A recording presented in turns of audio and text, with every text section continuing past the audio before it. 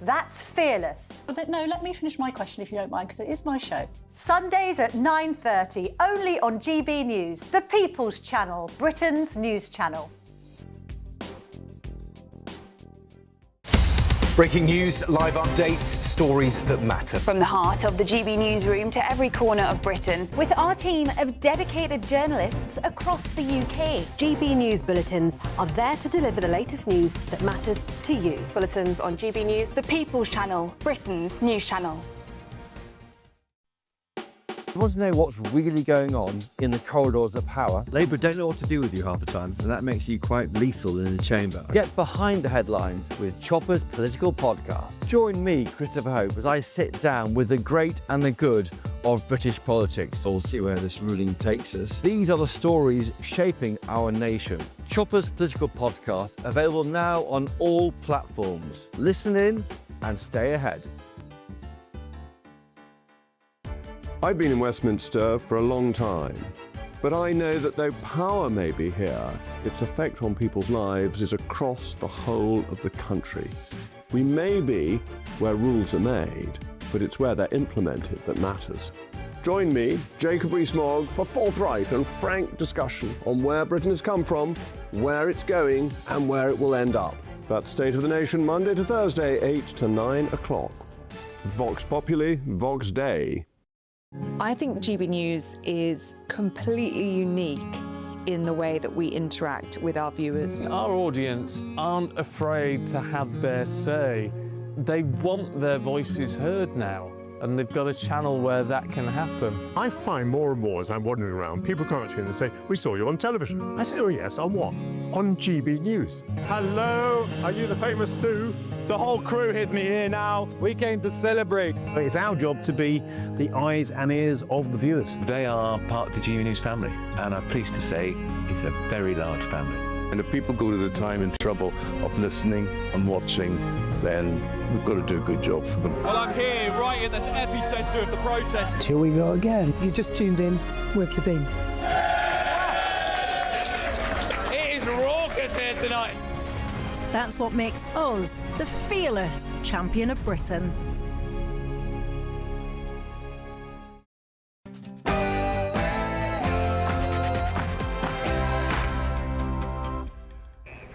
Very good evening, good morning, live from Washington DC. This is Bev Turner on GB News with the stories shaping Britain and the United States of America. I know many members across the House will find these facts to be incredible. Well, this afternoon, Sir Keir Starmer fought for his political life. He was grilled for more than 2 hours over what he knew about Lord Mandelson's appointment as American ambassador. Our political editor, Christopher Hope, had a front row seat. Sir Keir Starmer lived to fight another day, but it was a desperately tense time for the Prime Minister. He was questioned for 2 hours, 25 minutes by MPs, demanding to know what he knew about the failure of Peter Mandelson to pass his developed vetting and the overruling of that by the... Starmer did his very best grovelling. I should not have appointed Peter Mandelson. I take responsibility for that decision, and I apologise again to the victims of the paedophile Jeffrey Epstein, who were clearly failed by my decision. I'm going to be speaking to a lawyer this evening who represents some of the victims of Jeffrey Epstein to find out if that apology was good enough.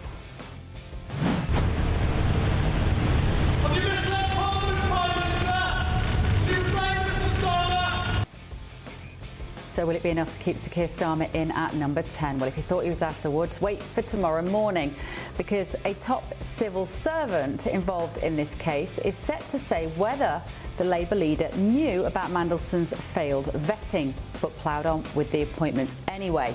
Also tonight. Today, as we mark what would have been my beloved mother's 100th birthday, my family and I pause to reflect on the life and loss of a sovereign who meant so much to us all. Breaking right now, King Charles has released this message to celebrate his mother, the late Queen's, what would have been her 100th birthday. We're going to bring you the full heartfelt tribute just a little later in the show. I'm Bev Turner and this is The Late Show Live.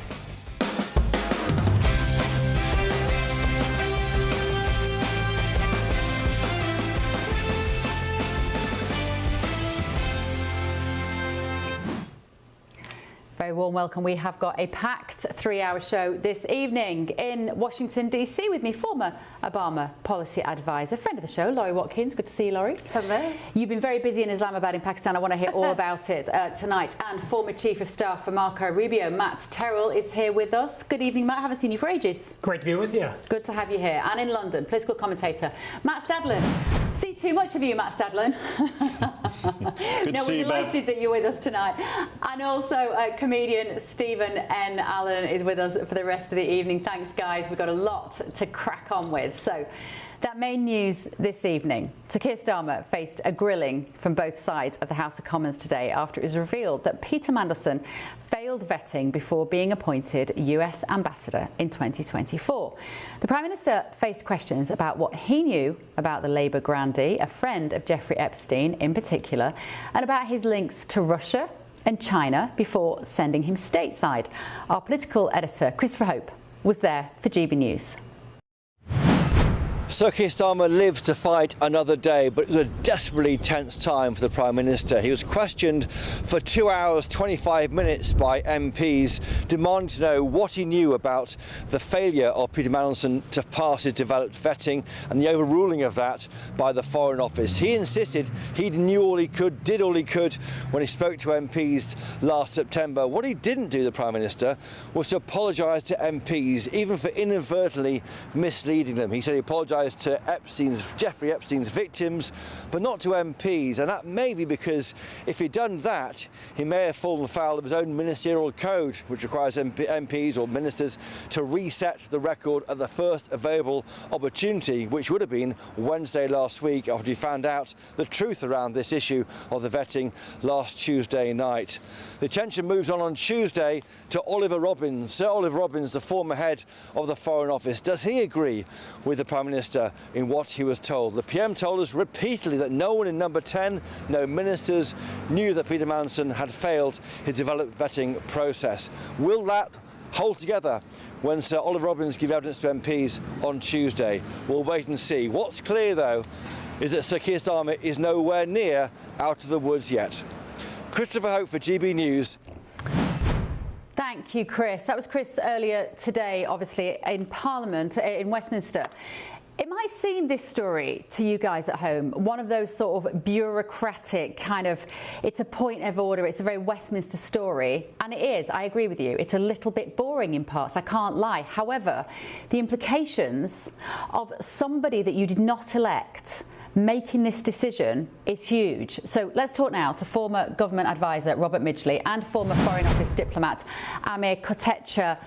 Gentlemen, good evening. It seems on the surface, as I just said then, like one of these stories, it might be a point of issue, it might be kind of one of those logistical, practical, slightly sort of bureaucratic scenarios. However, Amir, the implications that Keir Starmer, as the Prime Minister, did not know about this are huge. What does it tell you about the state of democracy, frankly, in the UK? Yeah, hi, Bev. I mean, look, if it's true that officials deliberately kept Starmer in the dark about this, and that seems to be what Starmer was saying, right? He said this was a deliberate decision by Foreign Office officials. They chose not to tell me. I mean, if that is true, then clearly it suggests that officials are totally unaccountable and are totally in the wrong. But I think we'll find out tomorrow whether that is true, because it actually seems that there is something in the rules which say that actually this is a confidential process, there's limitations on what you're able to share with ministers. And so I think that's basically the argument that Ollie Robbins tomorrow will probably make. But look, I mean, I agree with you, Beth. Beth, I think if there needs, if we need to have changes to the system so that those we democratically elect are able to be kept fully in the loop and abreast of these sorts of decisions, then we need to make those changes, because clearly we can't have it any other way. So it sounds, Amir, before I come to you, Rob, it sounds, Amir, like you're saying that Are you suggesting that the Prime Minister's lying? It sounds like you're, well, as a former diplomat, you're being very diplomatic, if you don't mind me saying so. Are you suggesting that he's lying, or that there is a flaw in the system, which means that he does not have to be informed?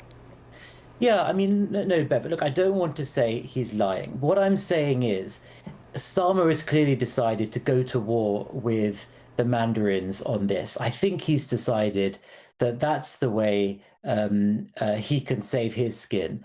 He's it seems to me, seeking to throw Ollie Robbins under the bus and other officials under the bus by saying they deliberately kept him in the dark, whereas actually, if there's something in the rules which say this is meant to be, independent of ministers, or it's a confidential process, he should have had enough curiosity in the process. He should have probably understood it, and he should have asked the right questions so that he wasn't in this position. But actually, what seems to have happened is he showed totally no interest. He didn't ask any of the right questions. He seems to have put a lot of pressure on Ollie Robbins and on the Foreign Office to basically ensure no obstacles came along, because of course he announced Mandelson as the ambassador before he'd actually gone through the vetting. So it seems that what's happened here is that Ollie Robbins and the Foreign Office were under a lot of pressure to make sure, Mandelson, Starmer's guy, the guy they wanted to do this job, got the nod. And they've delivered for the Prime Minister, and he's decided to turn against them for doing that. But why? Where's that pressure coming from? Why was there such pressure to put Mandelson in that position? Before I come to you, Rob, let's just have a look at the clip of Starmer throwing all his colleagues under the bus today. Here he is. Officials in the Foreign Office saw fit to withhold this information from the most senior ministers in our system in government. That is not how the vast majority of people in this country expect politics, government, or accountability to work. So that was this afternoon. Robert Midgley, you understand how these things work. Where are the holes in this story? I mean, this is an absolutely insane story, Bev. I've worked in Number 10 for just over 4 years. There were no secrets. Information flows like wildfire in there. Anyone who's ever worked in there knows that information is power. And, from David Maddox's story, where 2 sources came forward to say that Mandelson had failed his vetting to the Director of Communications, that information only flows upwards. The Prime Minister would be in meetings daily with the Director of Communications. That doc would have told his advisors, would have told the Prime Minister that these sources would have come forward with that information. They knew about this back in September, and they need to really admit this now, because the defence lines won't hold. It reminds me very much of Partygate, when the first few leaks came out and then it only just rolled out months later with all this evidence. I think there's a lot of civil servants right now who are sat on some very important information that know it should be in the public domain, and we will see that information come to light in the next few the next few weeks, I think, that will eventually bring down the Prime Minister. So for people who don't know, your reference there to David Maddox, he's a regular contributor to GB News, very successful political journalist, has worked in the UK for a long time, and he has showed the text message, Robert, hasn't he, where he was told that Mandelson had failed the vetting. So if a journalist knew it, and a couple of other people within Number 10 working in the comms department knew about it, and it was a man who was already so mired in scandal as Mandelson was, it's ludicrous to think that the Prime Minister wouldn't have known.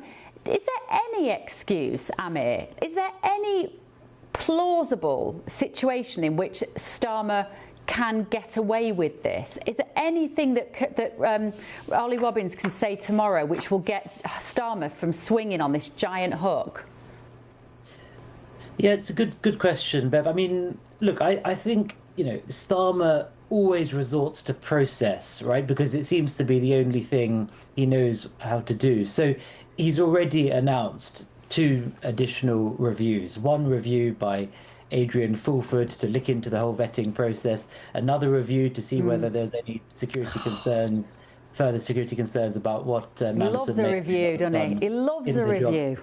Exactly. So look, I think that's what Starmer will probably resort to, and he'll probably be hoping that by announcing these additional reviews, he can buy himself some time. But I think his position does look very precarious. And just to your point just now, it was quite clear, even before we started doing this vetting process, it was quite clear to everyone that Mandelson had all these skeletons in the closet.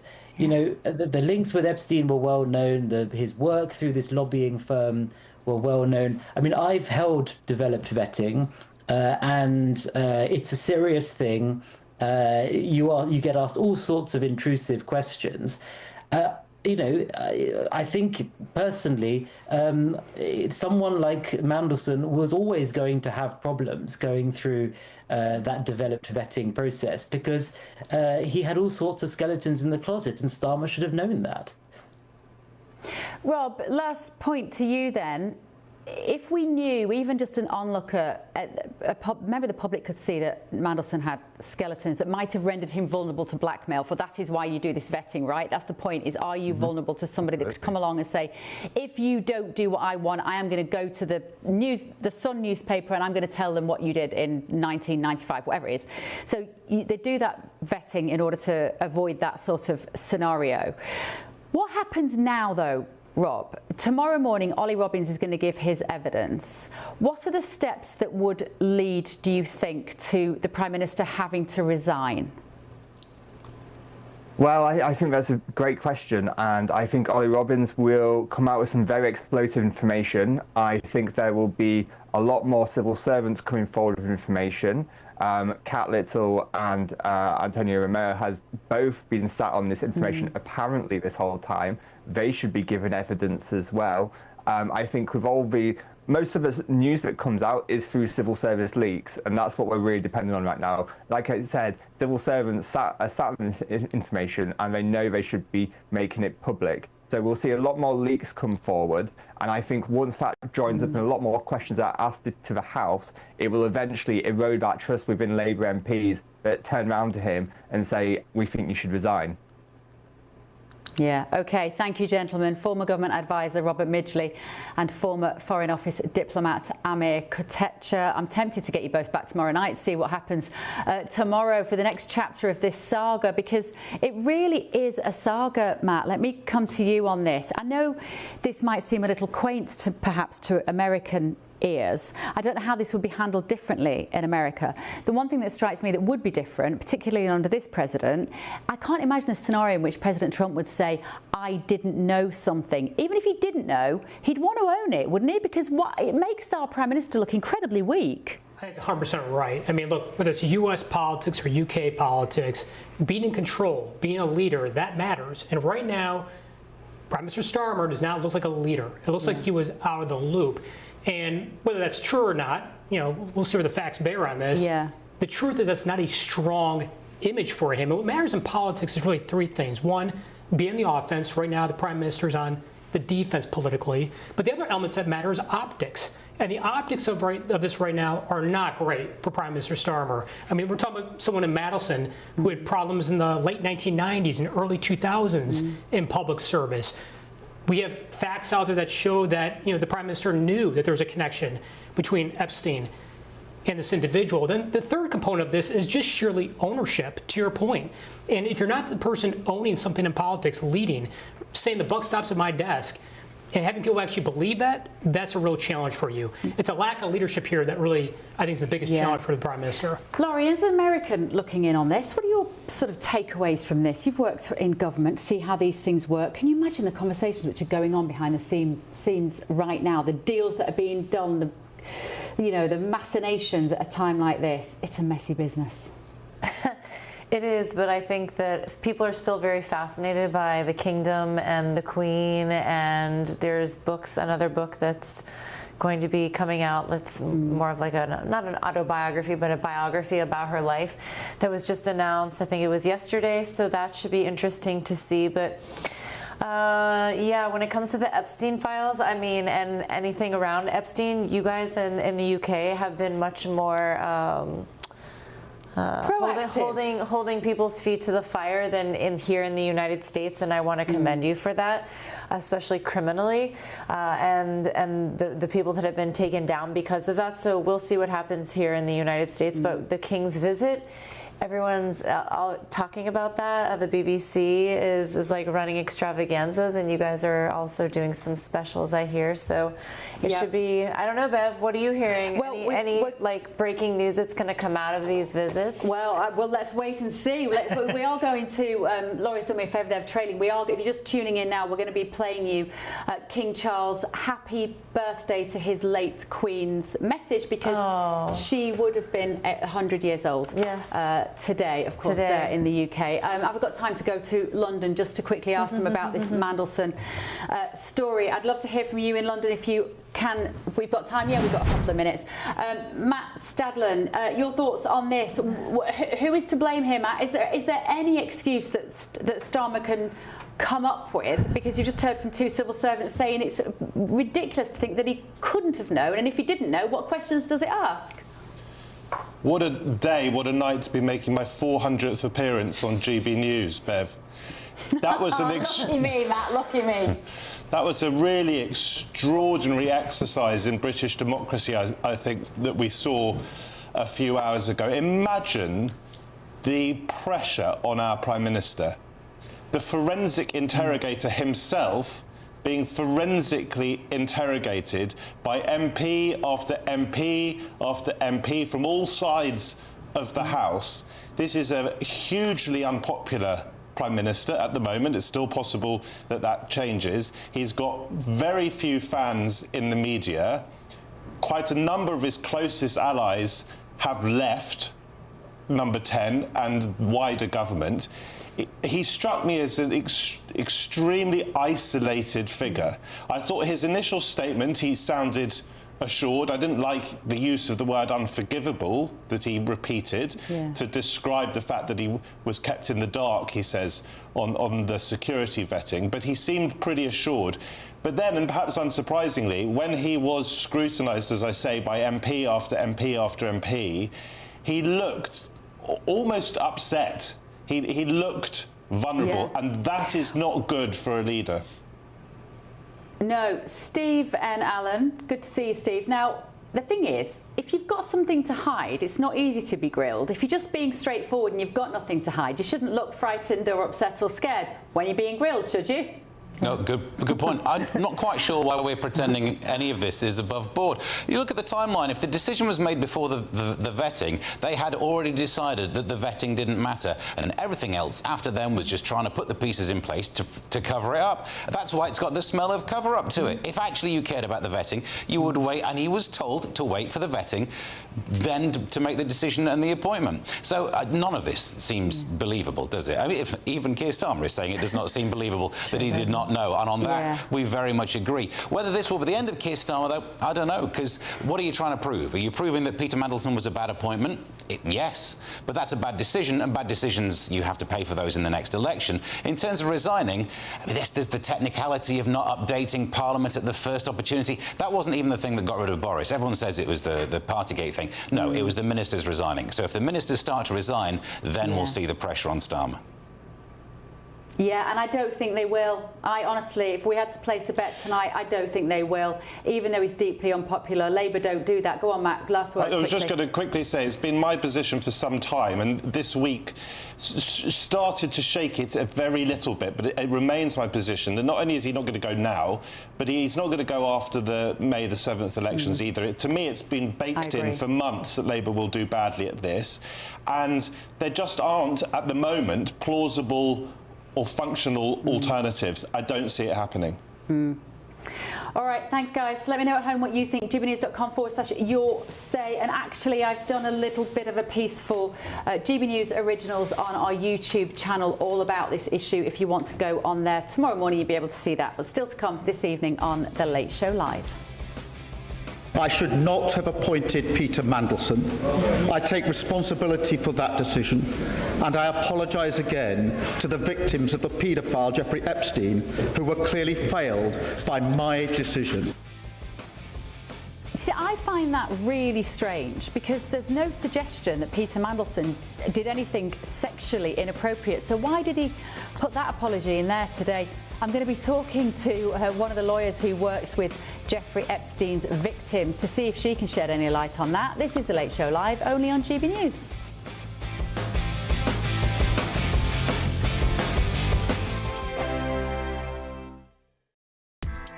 Join me, Nana Akweer, for an informative, interactive news programme with a difference. It's fun. No, he didn't say that, Dave. I'm so surprised. I think there's an element of truth to that. Join me from 3 p.m. every weekend, only on GB News, Britain's news channel. Hi, I'm Michelle Dewberry, and my show is your opportunity to cut through all the noise and dive in headfirst to some robust debates. Ideas clash. Situation, isn't it? No, because the failure is you're deliberately avoiding my point. Nothing's held back, And if you think this is the end of it, wait for more. and we do not shy away from the difficult stuff. Sometimes I want to shake people and say, if only you understood. So join me on Jubes & Co. weeknights at 6 p.m, only on GB News, Britain's news channel. From court mornings to warm family brunches, from football to tennis in the car, in the kitchen. GB News Breakfast is there with the stories you need and the conversations that matter. Anyway, let's talk business. Well, it has been a historic night in British politics. It's astonishing, isn't it? We're here again. To start your day just right. GB News Breakfast. Every morning from 6 a.m. Only on GB News. Britain's news channel.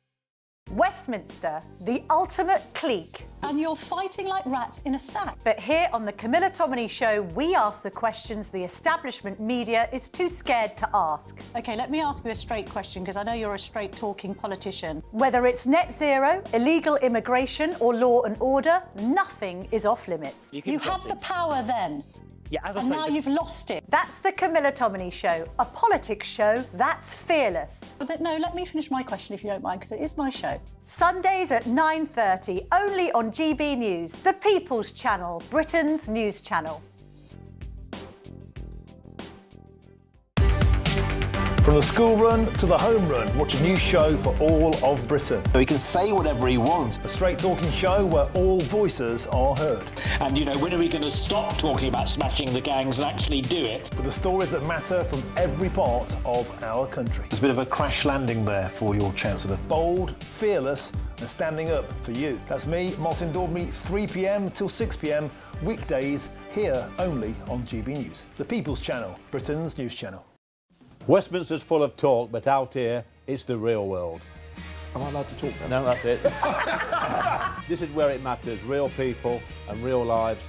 That's what politics is all about. In fact, has Trump made a good start? No. Straight answers, no spin, and just a couple of pints. How many fingers have I got up? About 10. So join me for Lee Anderson's Real World every Friday at 7 p.m, only on GB News. The People's Channel, Britain's news channel.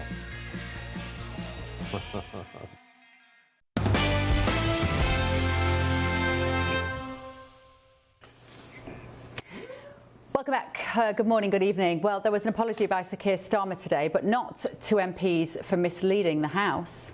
I should not have appointed Peter Mandelson. I take responsibility for that decision, and I apologise again to the victims of the paedophile Jeffrey Epstein, who were clearly failed by my decision. I found that truly bizarre. Let's speak now to the lawyer representing the victims of Jeffrey Epstein, Gloria Allred. Gloria, thank you so much for joining us. Always great to see you.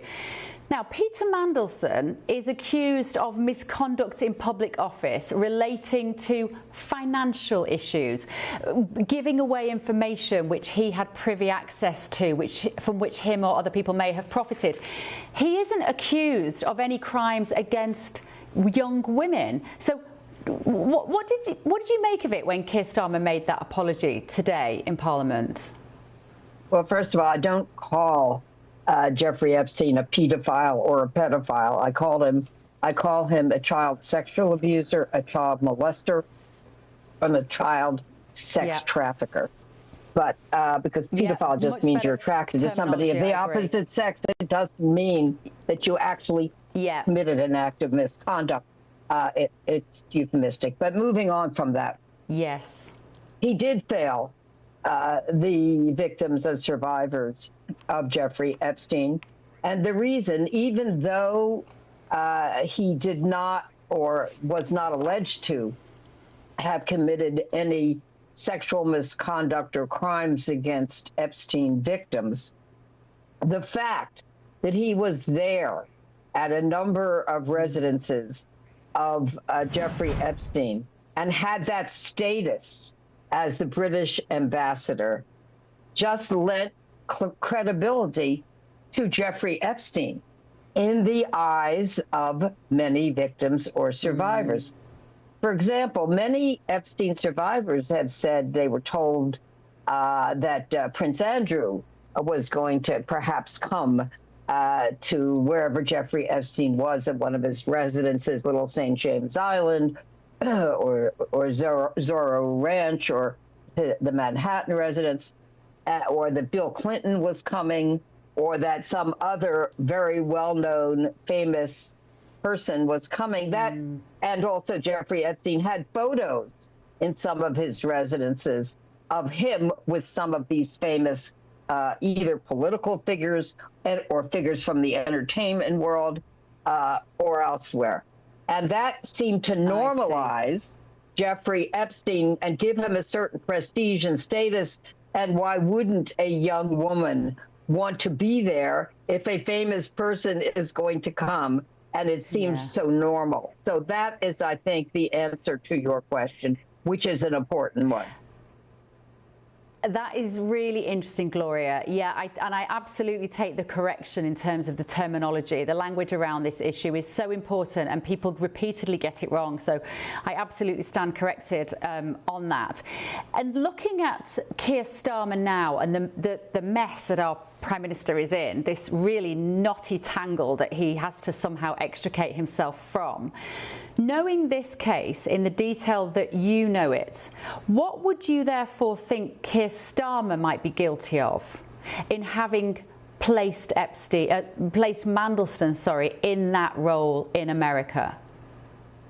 Well, this is a political decision. I would leave it up to the Parliament and the people of the UK to decide on the fate, the political fate of the Prime Minister there. I wouldn't want to interfere in another country's politics. But having said that, as we would say in certain parts of the United States, in the South particularly, he's got a lot of splaining to do. I mean, it is political theater, but there's a lot at stake.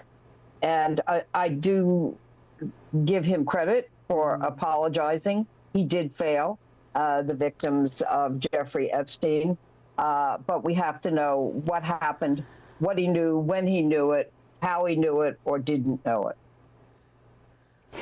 The baffling part, Gloria, is that all of the famous people around that swam in the sea around Jeffrey Epstein, let's put it like that. Mandelson is one of the few that even before the files were released in any way, shape or form, Mandelson was already one of those of whom we had photographs with Epstein. The relationship was very well documented. It was already in the public eye. And so it seems utterly extraordinary to most of us in the UK that when Mandelson got that appointment, nobody mentioned it. It was the elephant in the room. What did you think when you saw that Peter Mandelson, as was then Lord Mandelson, you would have known his role in that period of time? What did you think when you saw he'd been given this phenomenal job as the ambassador in DC? Well, honestly, I wasn't focused on it, so I just don't know. But I will say, and I've said this before, and I want to emphasize it again, as one of your guests did previously, there is so much more accountability, so much more tough questioning of the leaders in the UK than we will ever see and have seen in the United States. Here, there are just a bunch of excuses constantly being given by those who maybe members of the public would like to see held accountable, or the conversation just ignores accountability, or there are barriers placed in the way of accountability, transparency, and the truth for Epstein victims and survivors. And so to hear this wonderful debate and tough questions being asked of the prime minister in the parliament, we should have that in the United States, but we don't. Can I just ask you but the briefly? survivors are not giving up. I will tell you that. There's a lot more that we need to learn, and the public will not stop until they learn it. And just briefly, Gloria, your reaction to the Attorney General Pam Bondi losing that role when she was the figurehead, public face, really, of the Epstein files and the scrutiny. Was that good news for the victims? It was good news, but it's not good news with her replacement, who is or was the Deputy Attorney General and formerly was the criminal defense attorney for President Trump before he won his second term. And at the time, he was convicted of 34 felonies in New York State court. So he has said that there are no men who are going to be prosecuted, that there aren't more files, apparently, that they intend to release. So that's not good news. But Pam Bondi has learned loyalty to President Trump has gotten her nowhere. She was still axed. She was axed quickly, and she reportedly wanted more time before she was terminated, but she didn't get that despite her loyalty, which was in full display when she testified before a congressional committee, and frankly was an embarrassment to anyone who's ever been prosecuted. Okay, Gloria, great to see you. Thank you so much. Gloria representing victims of Jeffrey Epstein. Gloria Allred there. Still to come this evening on The Late Show Live. Today, as we mark what would have been my beloved mother's 100th birthday, my family and I pause to reflect on the life and loss of a sovereign who meant so much to us all. This is breaking news for you Late Show viewers. You are going to be the first to see the King's message to celebrate his mother's life. It would have been her 100th birthday, as he says. We'll bring you the full heartfelt tribute in just a few moments. Don't go anywhere. This is The Late Show Live, only on GB News. Westminster, the ultimate clique. And you're fighting like rats in a sack. But here on the Camilla Tominey Show, we ask the questions the establishment media is too scared to ask. OK, let me ask you a straight question, because I know you're a straight-talking politician. Whether it's net zero, illegal immigration or law and order, nothing is off limits. You had the power then. Yeah, as I and say, now you've lost it. That's the Camilla Tominey Show, a politics show that's fearless. But no, let me finish my question if you don't mind, because it is my show. Sundays at 9:30, only on GB News, the People's Channel, Britain's news channel. Breaking news, live updates, stories that matter. From the heart of the GB newsroom to every corner of Britain, with our team of dedicated journalists across the UK. GB News bulletins are there to deliver the latest news that matters to you. Bulletins on GB News, the People's Channel, Britain's news channel. Hi, I'm Michelle Dewberry, and my show is your opportunity to cut through all the noise and dive in headfirst to some robust debates. Ideas clash. Situation, no, because the failure is you're deliberately avoiding my point. Nothing's held back. And if you think this is the end of it, wait for more. And we do not shy away from the difficult stuff. Sometimes I want to shake people and say, if only you understood. So join me on Jubes and Co weeknights at 6 p.m, only on GB News, Britain's news channel. Westminster's full of talk, but out here, it's the real world. Am I allowed to talk now? No, that's it. This is where it matters, real people and real lives. That's what politics is all about. In fact, has Trump made a good start? No. Straight answers, no spin, and just a couple of pints. How many fingers have I got up? About 10. So join me for Lee Anderson's Real World every Friday at 7 p.m, only on GB News. The People's Channel, Britain's news channel. I've been in Westminster for a long time, but I know that though power may be here, its effect on people's lives is across the whole of the country. We may be where rules are made, but it's where they're implemented that matters. Join me, Jacob Rees-Mogg, for forthright and frank discussion on where Britain has come from, where it's going, and where it will end up. That's State of the Nation, Monday to Thursday, 8 to 9 o'clock. Vox Populi, Vox Dei. From the school run to the home run, watch a new show for all of Britain. He can say whatever he wants. A straight-talking show where all voices are heard. And, you know, when are we going to stop talking about smashing the gangs and actually do it? With the stories that matter from every part of our country. There's a bit of a crash landing there for your Chancellor. Bold, fearless and standing up for you. That's me, Martin Daubney, 3 p.m. till 6 p.m, weekdays, here only on GB News. The People's Channel, Britain's news channel.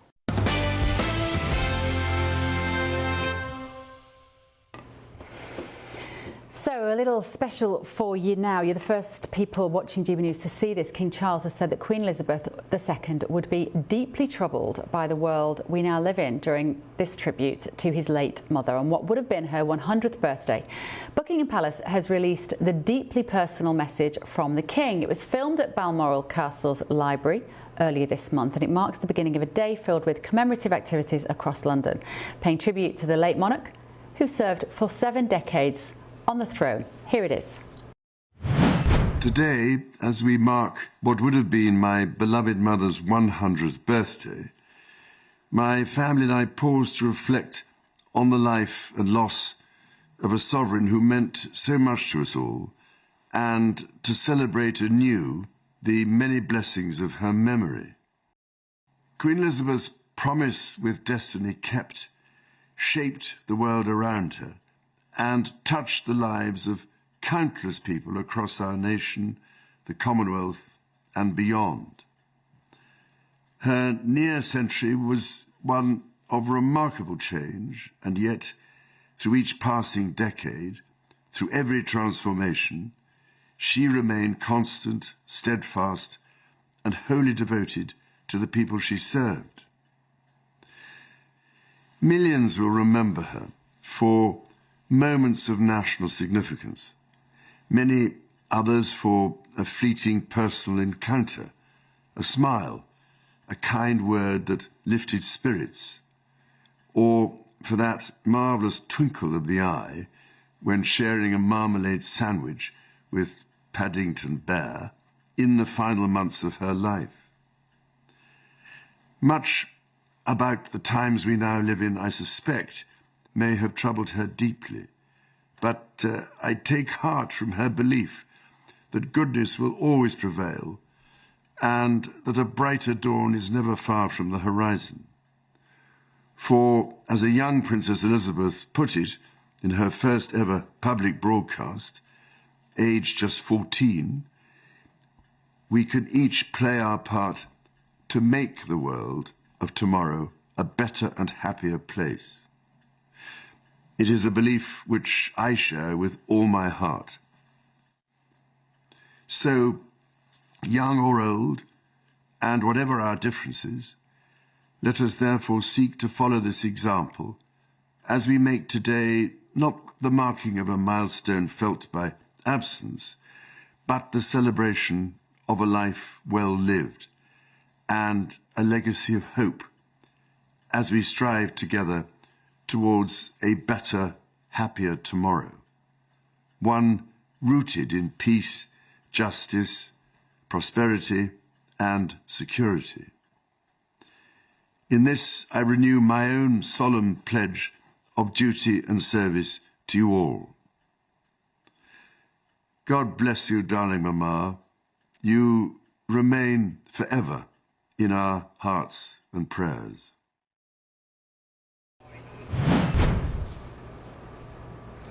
Oh, that was lovely. That was really lovely. Steve, let me come to you first. We miss her, don't we? We miss the fact that she didn't put a foot wrong. She was so straight down the line, never complain, never explain, just steady. Steve. Yeah, she managed to do the job by being an icon. We really don't know what her politics were in comparison to what we know of our current monarch, because of all the letters that were written, all that time spent before finally getting the job. He leaked some information that seems not appropriate now, and I think that's the part of it. The length of the reign, isn't it? For most of us, unless you are of a very old vintage, we only knew one monarch, and therefore she managed to do and define the role for a lot of us. And it's interesting that you actually see that video and you remember what it was like to see the announcement during COVID, to remember all of those Christmas speeches. She was light touch. She didn't. This is the thing with our monarchy.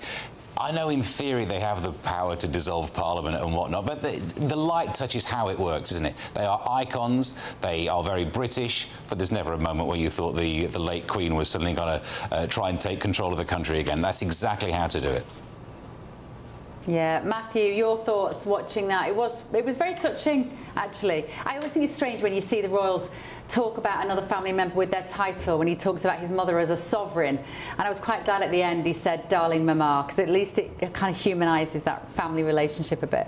I thought it was profoundly moving, actually, Bev, and for all of us who have lost a parent or two parents, it really reminds one of one's own loss, but also of the memories and how much we've gained from those relationships. Seeing King Charles there, I thought he spoke very well. I think he speaks very well. I think he's done a good job, actually, following in some pretty impressive footsteps. Reminded me of the time I was lucky enough to film with him when he was Prince Charles just a few years ago in his drawing room. I think he is an impressive figure, but his mother was truly remarkable. And that incredible sketch where she shared those sandwiches with Paddington Bear to mark her Platinum Jubilee, the 70th year of her reign. I'll never forget that. And I think, in fact, there's been a toy queen having tea with the toy Paddington Bear today to mark the occasion. So, yeah, we're all thinking of Her late Majesty. She did a wonderful job for this country. And it reminds us, actually, the story of the monarchy connects us to our own history, to our own deep history. Not all of it good, of course, but I think it's a very important part of our culture. Yeah, to my American guests here, I think my relationship, like a lot of British people, my relationship with the royal family has sort of waxed and waned, I imagine, over the years. I think it's fair to say at different age groups you look at them with admiration or you look at them with a bit of cynicism. But Laurie, when you look at that video, it's a reminder of the British identity and how intrinsic our royal family is to who we are as a country. Is that what you think when you see it as an American? I was sitting there like this. All I wanted was more because, like I said, I grew up watching the royal family, Princess Diana, like everything about it, just glued to the television. All of the documentaries, all of the, I don't know, Netflix specials, all of it is just very intriguing to me. And a lot of my friends and people here in the United States. But I will say, you know, what's happened is changing. I think the monarchy is changing, like the age, the face, I don't know how much longer they can hold on to it. I hope that they can, because I think it's something special. Yeah, but it is. And you know, I don't know, it's not lost on me that I'm on a British network, and so I just want to say thank you. The fact that I'm even on this network when it would have been the Queen's 100th birthday. Thank you, thank you. That's okay. I'm very pleased to have you. Matt, we've got the state visit here next week. We've got King Charles is going to be in town Washington next week with the President in the White House. GBNews will bring you, of course, every second of it. What will that mean, do you think, to the British people? Do you still have a place in your heart for the royals? Yeah, absolutely. Look, I think the royal family, the Queen, has a very special place in Americans' hearts, in particular in President Trump's heart. I mean, look, people have to realize when President Trump was growing up, you know, he watched the royal family extensively on TV. His mother was very much into it in terms of watching the family, watching all of that taking shape. So, you know, look, this is an important moment, obviously, this video, this day. Obviously, this has a special place in Americans' hearts, people at the UK's hearts as well. But it's going to be quite an interesting visit, but these visits matter. Look, at the end of the day, despite our disagreements, the US-UK have a very special bond, very special relationship. I think the Queen understood that. That's certainly something I think President Trump understands as well. And I think we'll see that in full display during this upcoming visit. Yeah. The monarchy is a status symbol for Donald Trump. He is very much into it.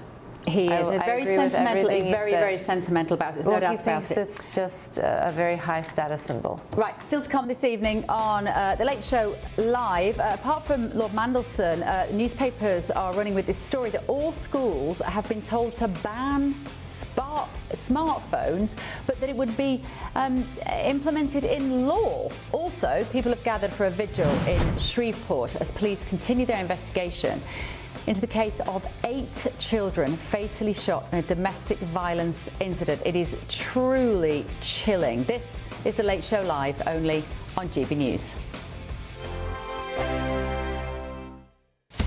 Breaking news, live updates, stories that matter. From the heart of the GB newsroom to every corner of Britain, with our team of dedicated journalists across the UK. GB News bulletins are there to deliver the latest news that matters to you. Bulletins on GB News, the People's Channel, Britain's news channel. From court mornings to warm family brunches. From football to tennis in the car. In the kitchen. GB News Breakfast is there with the stories you need and the conversations that matter. Anyway, let's talk business. Well, it has been a historic night in British politics. It's astonishing, isn't it? We're here again. To start your day just right. GB News Breakfast. Every morning from 6 a.m. Only on GB News. Britain's news channel. Westminster's full of talk, but out here, it's the real world. Am I allowed to talk now? No, that's it. This is where it matters, real people and real lives. That's what politics is all about. In fact, has Trump made a good start? No. Straight answers, no spin, and just a couple of pints. How many fingers have I got up? About 10. So join me for Lee Anderson's Real World every Friday at 7 p.m. only on GB News. The People's Channel, Britain's news channel. At GB News, we love to hear from you, our loyal community. So drop us a line at gbnews.com/yoursay. There you can talk to each other and also to the presenters live on air. gbnews.com/yoursay, because GB News is your channel, Britain's news channel. Join me, Nana Akweer, for an informative, interactive news programme with a difference. It's fun. No, he didn't say that, though. I'm so surprised. I think there's an element of truth to that. Join me from 3 p.m. every weekend, only on GB News, Britain's news channel. You want to know what's really going on in the corridors of power? Labour don't know what to do with you half the time, and that makes you quite lethal in the chamber. Get behind the headlines with Chopper's Political Podcast. Join me, Christopher Hope, as I sit down with the great and the good of British politics. We'll see where this ruling takes us. These are the stories shaping our nation. Chopper's Political Podcast, available now on all platforms. Listen in and stay ahead. Hi, I'm Michelle Dewberry, and my show is your opportunity to cut through all the noise and dive in headfirst to some robust debates. Ideas clash. Situation, No, isn't it? no, Because the failure is... You're the failure is... deliberately avoiding my point. Nothing's held back. And if you think this is the end of it, wait for more. And we do not shy away from the difficult stuff. Sometimes I want to shake people and say, if only you understood. So join me on Jubes and Kerr weeknights at 6 p.m. only on GB News, Britain's news channel.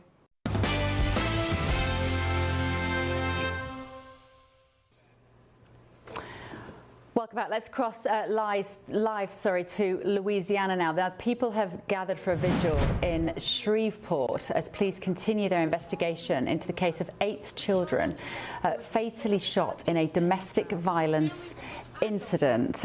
Matt, it's a terrible story, this, isn't it? It appears that the father has killed 8 of his, I think there are 9 children.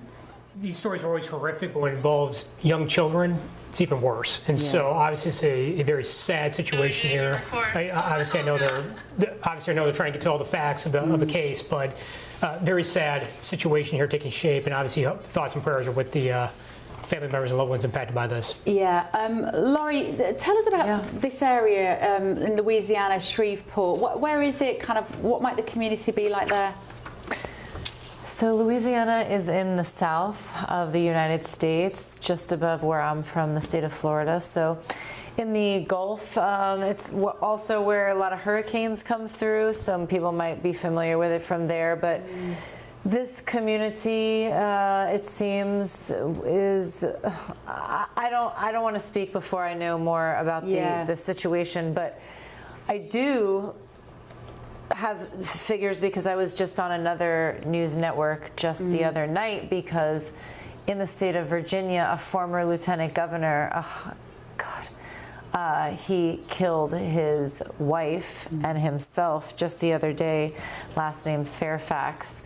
And the statistic that I was going to read out is that 1 in 3, so that's 3 women in the United States every single day, 137 globally every single day, are killed at the hands of either their current or former partner in the United States.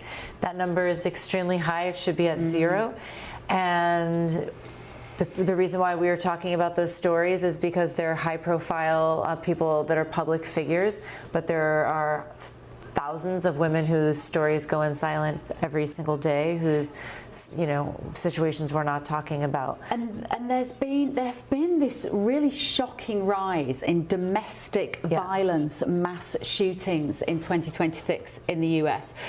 The suspect in this case is a 31-year-old man. He killed his 7 young children and a cousin.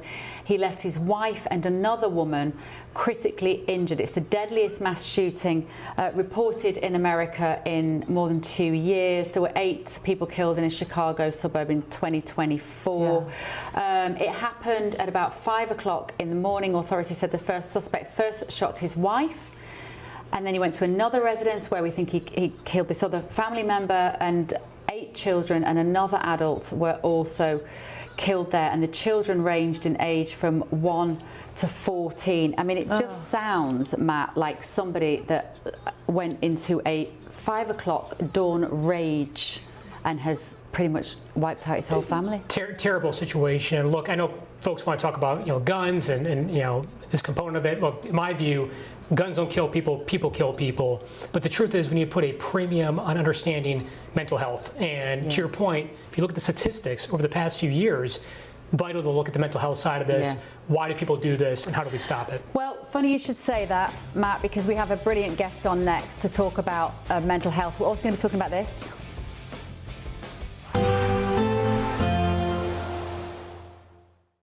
Today, clouds overhead, total zen within. Boxed Solar sponsors the weather on GB News. Hello, very good day to you. This is your latest GB News weather update coming to you from the Met Office. For many, it is going to be another largely fine day. Plenty of sunshine on offer. Just watch out for some strong winds in the southwest. And there is a bit of rain around this morning across some parts of southern Scotland, northern England, also across Northern Ireland. A few spots of light drizzly rain as we go towards lunchtime. Otherwise, lots of dry weather, lots of blue sky. And with that sunshine then, it's going to feel pretty warm for most of us. A little bit fresher towards North Sea coastal parts, the winds coming in from here. Elsewhere, many places getting into low to mid-teens Celsius. Do, like I say, watch out for those strong gusty winds towards the southwest, however. Could see gusts of around 50 miles per hour in some exposed spots, particularly over the moors. As we go into this evening, there will be a bit of cloud towards northeastern parts of Scotland. Clearer skies, though, across the rest of Scotland, so a bright, sunny end to the day here. Similar across Northern Ireland, dry and bright as we go through the evening. Across much of England and Wales, it's also going to be bright and fine. Still those strong winds to watch out for, particularly towards the southwest, but across some southern coastal parts, it will be quite gusty here as well. Then overnight, more cloud across the far northeast of Scotland is going to encroach a little bit further southwest, so pushing across eastern parts of Scotland, some southern areas, and perhaps a little bit into England as well. Could be some low clouds, some murkiness, some mist, some fog, but elsewhere many places, yes, staying dry and clear skies, allowing temperatures to take a bit of a drop. Could be a touch of frost in some prone spots. Now, some of that low cloud towards the northeast could take quite a while to clear as we go through tomorrow, but most places will have another largely fine day. Plenty of blue sky on offer yet again. Still strong gusty winds, though, towards the southwest. Cloud building here and a bit of rain perhaps towards the Isles of Scilly and maybe the tip of Cornwall as well. Temperatures similar to today, so mid-teens for many of us, always feeling cooler where we have some strong winds. Bye-bye. Today, clouds overhead, total zen within. Boxed Solar sponsors the weather on GB News.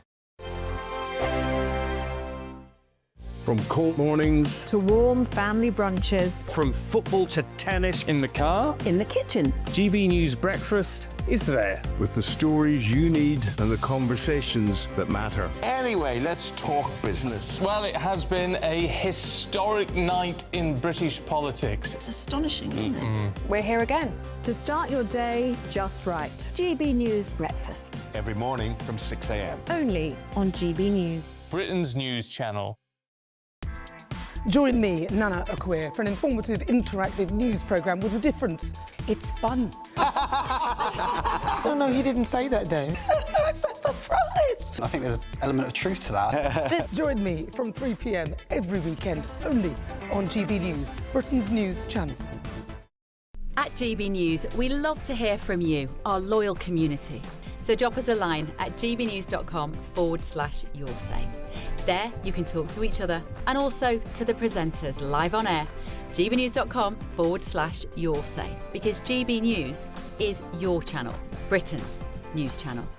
Westminster, the ultimate clique. And you're fighting like rats in a sack. But here on the Camilla Tominey Show, we ask the questions the establishment media is too scared to ask. OK, let me ask you a straight question, because I know you're a straight-talking politician. Whether it's net zero, illegal immigration or law and order, nothing is off limits. You had the power then.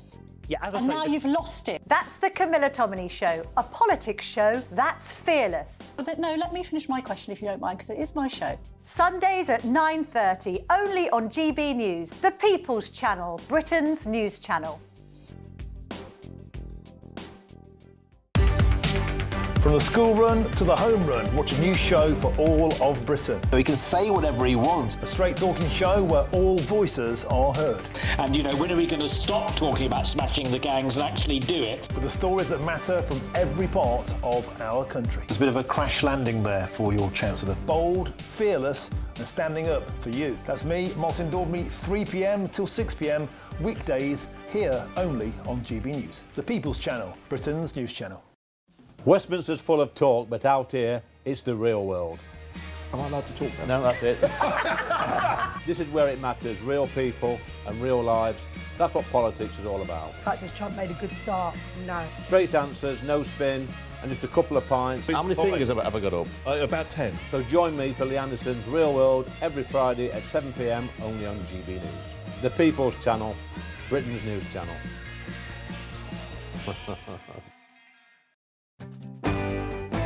I'm Tom Harwood. This is GB News, Britain's news channel.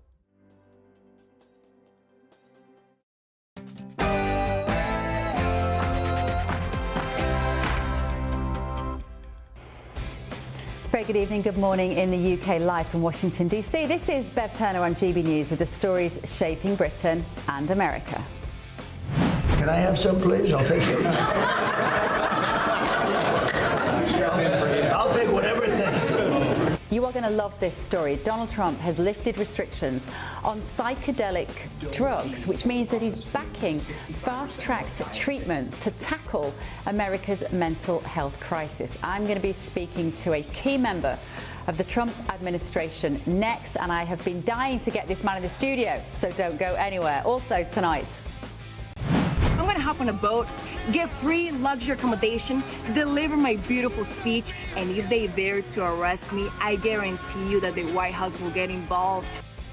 So that woman has just been banned from the UK. She's an influencer. It's a free speech issue that has divided America and Britain. I'm going to discuss that with my panel later. It's basically US versus the UK. Also tonight.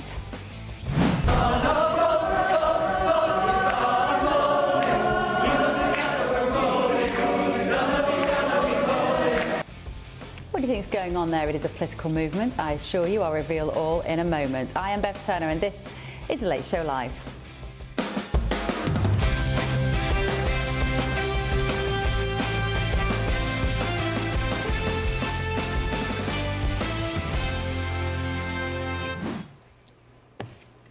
Now, if I could have given you headlines you may not have expected to read with President Trump in office, it might have been that he would lift restrictions on psychedelic drugs, which basically means backing fast-track treatments to tackle America's mental health crisis. Have a look.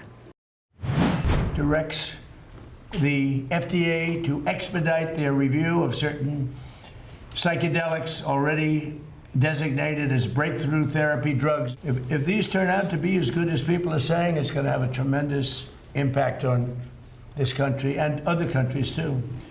These treatments are currently in the advanced stages of clinical trials to ensure that they're both safe and effective for the American patients. So, of course, America has long battled widespread addiction fueled by overprescribed painkillers leading to deadly drugs like those from fentanyl. And the move includes funding research into a drug called ibogaine. It's a powerful African-derived compound, and despite safety concerns, the president has gone ahead with it. He even joked that he might have some himself as he signed the order. He was flanked by United States Secretary of Health and Human Services RFK Jr. and podcaster Joe Rogan. Can I have some, please? I'll take it. I'll take whatever it takes. Now, critics warn that it is a science that comes with some risks, but supporters say it could be a breakthrough, particularly for struggling veterans. I'm joined now in the studio, I'm delighted to say, Senior Advisor for the United States Department of Health and Human Services, Callie Means. Callie Means, I've been trying to get you in this studio since I started. Oh, I'm honoured to be here. Well, Huge fan. About time too, can we just say. Right, tell our British audience why these drugs are controversial. Well, there's a lot of misperceptions. Ibogaine is not a street drug. This is a drug and a therapeutic that veterans around the world have taken and said they were on the verge of suicide, and now they're better. And I think what's why there's so many forces against this class of compound psychedelics is because they did this in one treatment. We have a mental health system where over 20% of women in the United States are on an SSRI. And it is Which the is nature, an antidepressant. It's a mood stimulator. It's the most widely prescribed class of medication in the United States. And it represents, I think, what Bobby Kennedy is unpacking on a lot of areas, which is our system in America, I think around the world in many cases, is designed for somebody to be sick and they don't get cured. They just are on the pharmaceutical treadmill. And these drugs, we have 4.9 billion prescriptions a year in the United States. So it's very disruptive to that system when a compound that in an 8-hour experience combined with therapy can help people really get to the root cause of their trauma, which is what these veterans say and what people who have taken this drug and in clinical trials have said.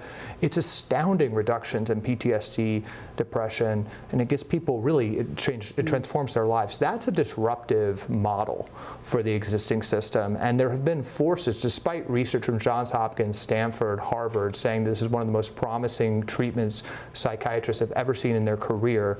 It's really been hampered. Development has been hampered over the past 10 years. So you have this unique moment, and you would have never expected this. You would have never expected a Republican president standing there, making the boldest statement in the developed world ever on psychedelic compounds. But that's what's happening in this administration right now. And it's, in some ways, it's such a shame that there is so much noise around your president, because he talks every single day pretty much to the press. We've got the war in Iran. We've had these huge global issues. So the incredible, I genuinely believe, life-changing work that your department is doing, it's kind of the equivalent of our Department of Health in the UK. Bears no resemblance, to be fair. But what you guys are doing is genuinely could have the potential to change people's lives in the long term. Callie, just tell us a little bit about what else you're doing. What's happened with the MAHA movement is incredible. I mean, you had the Kennedy, and many viewers know about the Kennedy family, the scions of democratic politics. And you had President Trump bond with the Kennedy. And what's happened in the first year, we, for the first time, the U.S. government has said eat real food. You wouldn't believe this, but the U.S. government nutrition guidelines said ultra-processed food was as healthy as real food, has never taken a stand on sugar, has never taken a stand on refined carbohydrates. And that's because of a lot of special interests. And President Trump told Bobby Kennedy, told me, told the team, go hard. And we're transforming school lunches. We're transforming military food. We've taken chemicals out of food. I mean, I think folks in Europe see this a lot. We have the food dyes that are banned in Europe, all these chemicals. The EU has 400 potential ingredients in food. We have 10,000, and most of them have no safety studies. So we're doing significant safety studies on our food. We've taken a sledgehammer to the corruption of the FDA and the NIH and the corporate capture of those agencies. So in 1 year, we've gotten more done than I think anyone would expect. And the NIH, 90% of that budget, and it's about 70% of all worldwide biomedical research, was on pharmaceutical R&D. And now we're asking real questions like what's causing autism, what's causing the high rates of Alzheimer's. We've never asked those questions before. So it's been a historic culture shift to actually ask, and this is directed by the president, ask the root cause of why people are getting sick. And the reason we have skyrocketing suicide and depression in the United States, and suicide is now the second leading cause of death for young adults in the United States, it's skyrocketing. It's not because we don't have enough antidepressant pills that people take for life. There's something deeper going on. And the president and RFK are talking about getting outside more. They're talking about eating better. And they're talking about potential therapies like psychedelics, ibogaine, that can actually get to the root cause. So this is pretty historic. I will say, I'd push back on you a little bit. The president sits at that desk and has basically chosen to push hard on every single issue all at once. I think it's unbelievable and admirable.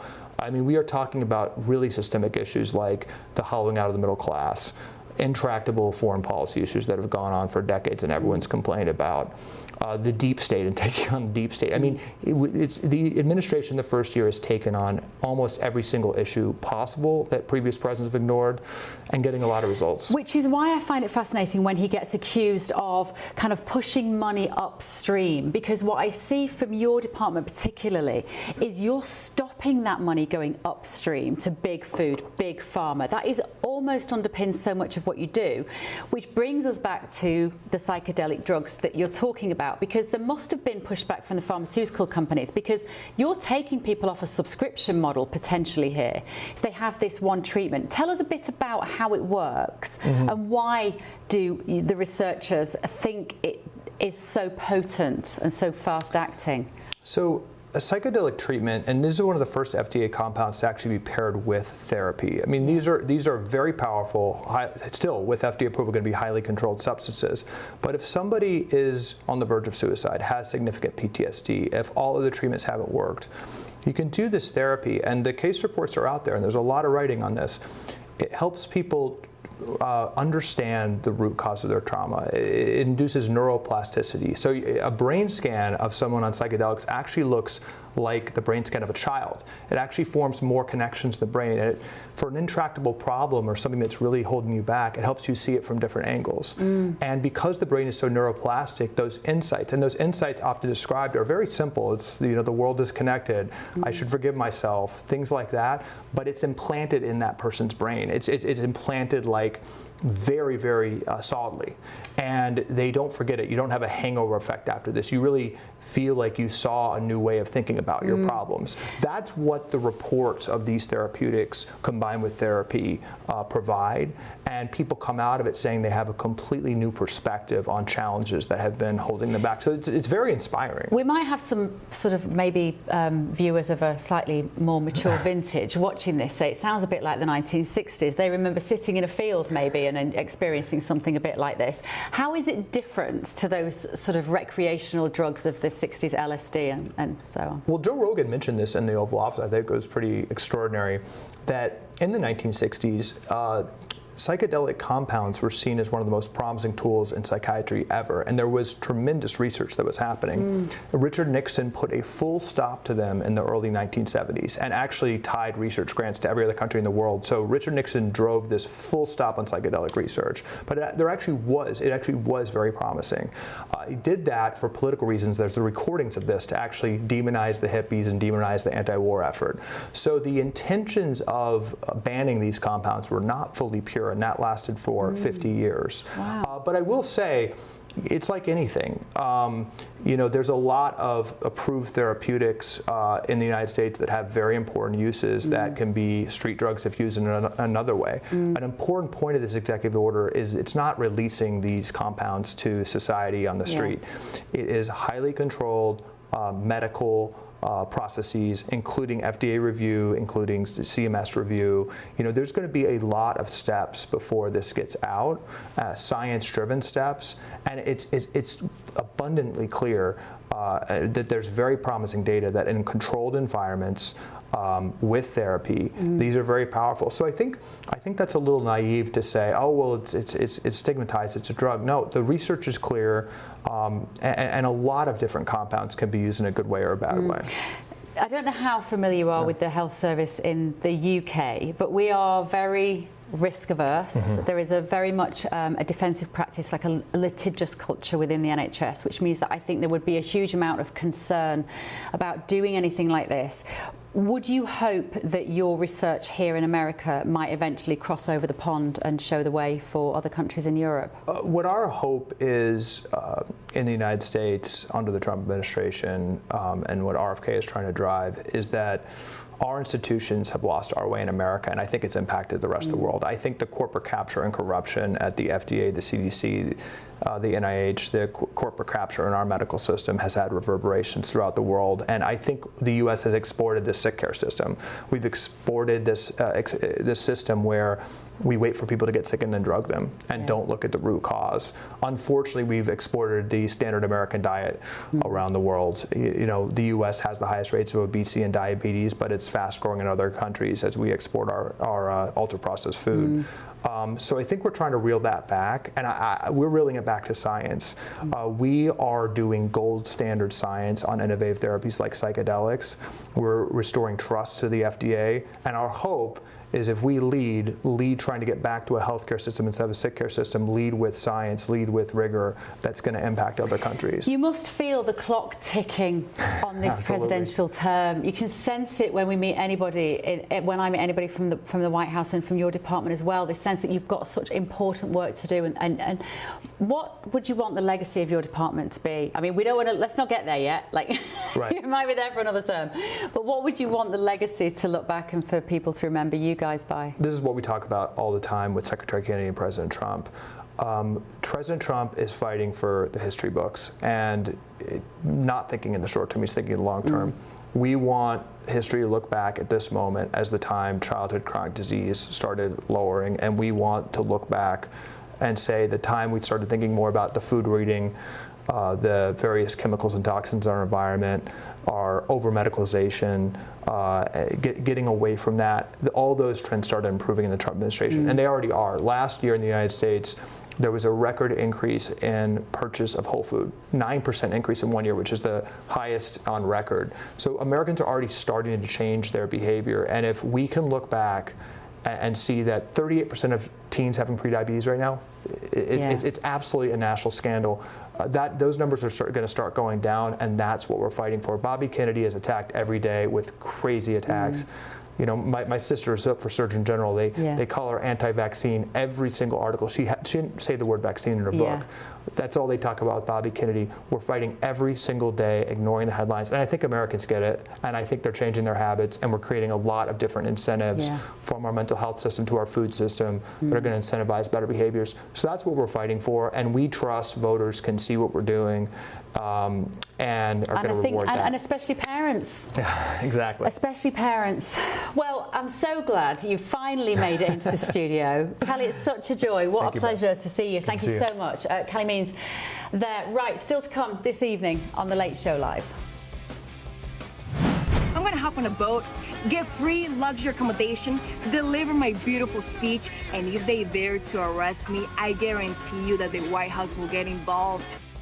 That woman has just been banned from the UK. It is a free speech row that has divided America and Britain. I'm going to be discussing that with my panel. It's America versus UK yet again. Also tonight, people have gathered for a vigil in Shreveport as police continue their investigation into the shocking death of 8 children fatally shot in a domestic violence incident. Don't go anywhere. Let's have a quick look at the weather.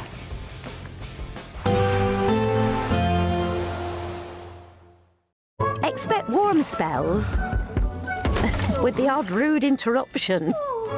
Box Boiler sponsors the weather on GB News.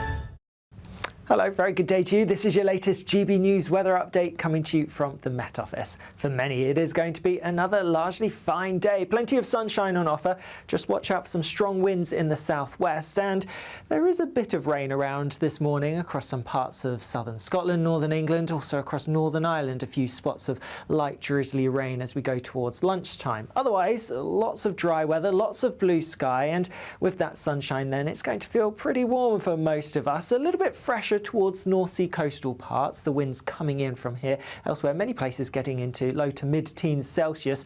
Do, like I say, watch out for those strong gusty winds towards the southwest, however. Could see gusts of around 50 miles per hour in some exposed spots, particularly over the moors. As we go into this evening, there will be a bit of cloud towards northeastern parts of Scotland. Clearer skies, though, across the rest of Scotland, so a bright, sunny end to the day here. Similar across Northern Ireland, dry and bright as we go through the evening. Across much of England and Wales, it's also going to be bright and fine. Still those strong winds to watch out for, particularly towards the southwest, but across some southern coastal parts, it will be quite gusty here as well. Then overnight, more cloud across the far northeast of Scotland is going to encroach a little bit further southwest, so pushing across eastern parts of Scotland, some southern areas, and perhaps a little bit into England as well. Could be some low clouds, some murkiness, some mist, some fog, but elsewhere many places, yes, staying dry and clear skies, allowing temperatures to take a bit of a drop. Could be a touch of frost in some prone spots. Now, some of that low cloud towards the northeast could take quite a while to clear as we go through tomorrow, but most places will have another largely fine day. Plenty of blue sky on offer yet again. Still strong gusty winds, though, towards the southwest. Cloud building here and a bit of rain perhaps towards the Isles of Scilly and maybe the tip of Cornwall as well. Temperatures similar to today, so mid-teens for many of us, always feeling cooler where we have some strong winds. Bye-bye. Expect warm spells with the odd rude interruption. Box Boilers sponsors the weather on GB News.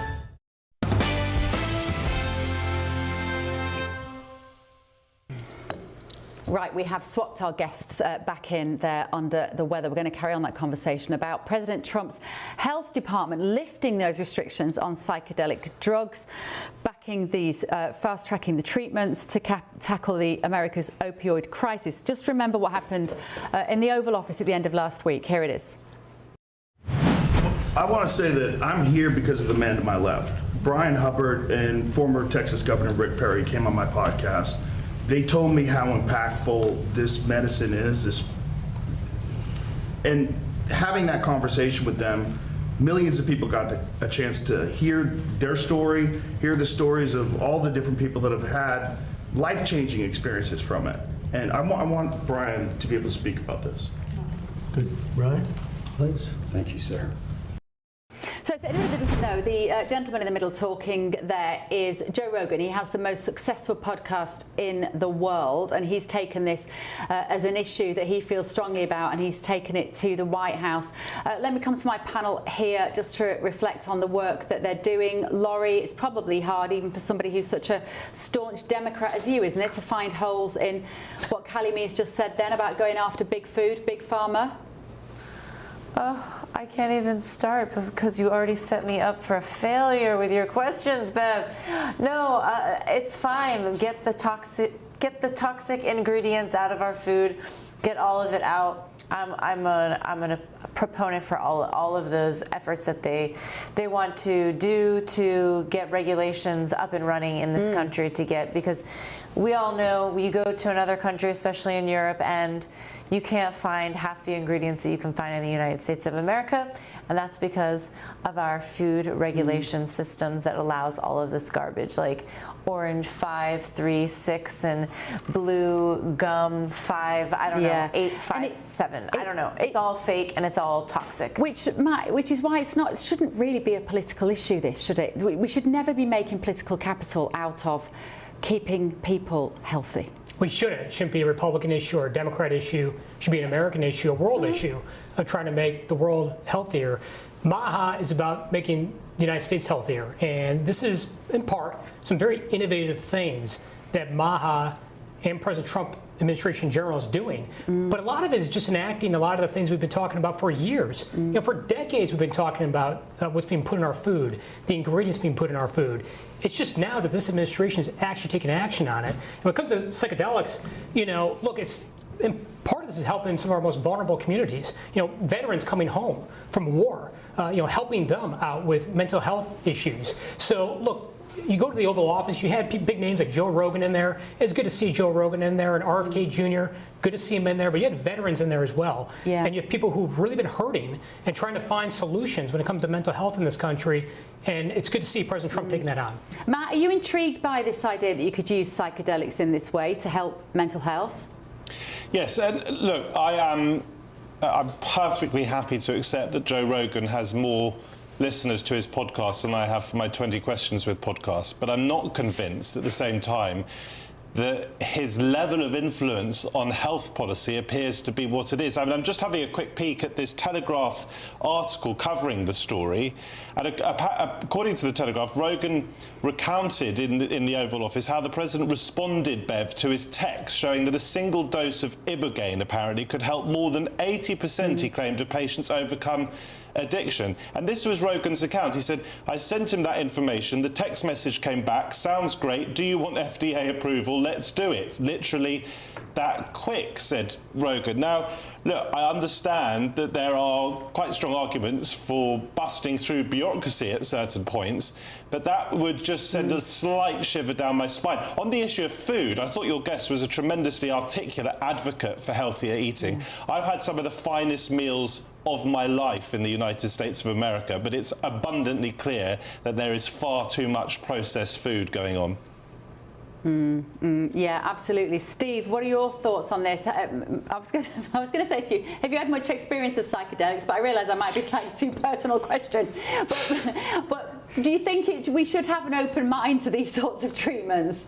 Yeah, and I see why the newspapers will be having the headline that's misleading. There'll be headlines saying, you know, drugs being approved in such a restricted way. This is actually just about treatment, isn't it? And from what your guest was saying, wasn't that the best description of science? So this could be correlation versus causation. Maybe Joe Rogan sent a text, but clearly the research is being done. It's not as if suddenly that text arrived and then let's take a look. Look, the amount of knowledge base that's being built up. And this is going to be actual science, isn't it? This is working out whether this is going to be useful in terms of medicine. And of course we should do the research. So there are so many compounds in nature that work really well with the human body. Even your aspirin comes from the willow bark or something, doesn't it? That is how medicine is formed, by finding how these compounds can be used. And we, as a species, through science, have the ability to use them. So it looks like it's all heading in the right direction. Bev, could I just come back briefly on that, please? Just because clearly I'm not a health expert, and I'm certainly not an expert in psychedelic drugs. I've never taken a legal drug in my life. But it says here in the Telegraph, most of the evidence that Ibogaine could be effective in treating mental health conditions comes from animal studies and small early human studies. And it says some evidence has linked the compound to heart arrhythmias, which can be fatal, and other neurological and gastrointestinal side effects. So I would be treating this story with a little bit of caution. But then there is also intestinal side effects of ibuprofen. So, you know, those warnings should be for all drugs. And I think that pretty much that was Callie Means' point, is that there haven't been sufficient trials because the drug companies want you on a subscription model for life. And what they're talking about here in America is doing more significant trials under very controlled medical situations and conditions so that they can ascertain whether those benefits of this drug would outweigh the costs that might happen to your heart arrhythmia or your intestinal lining or whatever it is. Right, let us know at home what you think. GBNews.com/your say. We're going to go now to this vigil in Shreveport in Louisiana. This is because police have been continuing their investigation into this case of 8 children that were killed in a domestic violence incident. And we touched on this earlier. Matt said beside me that actually it isn't guns that kill people, it is people that kill people, not guns. But let me tell you, Matt, we don't get these situations in the UK where we don't have many guns.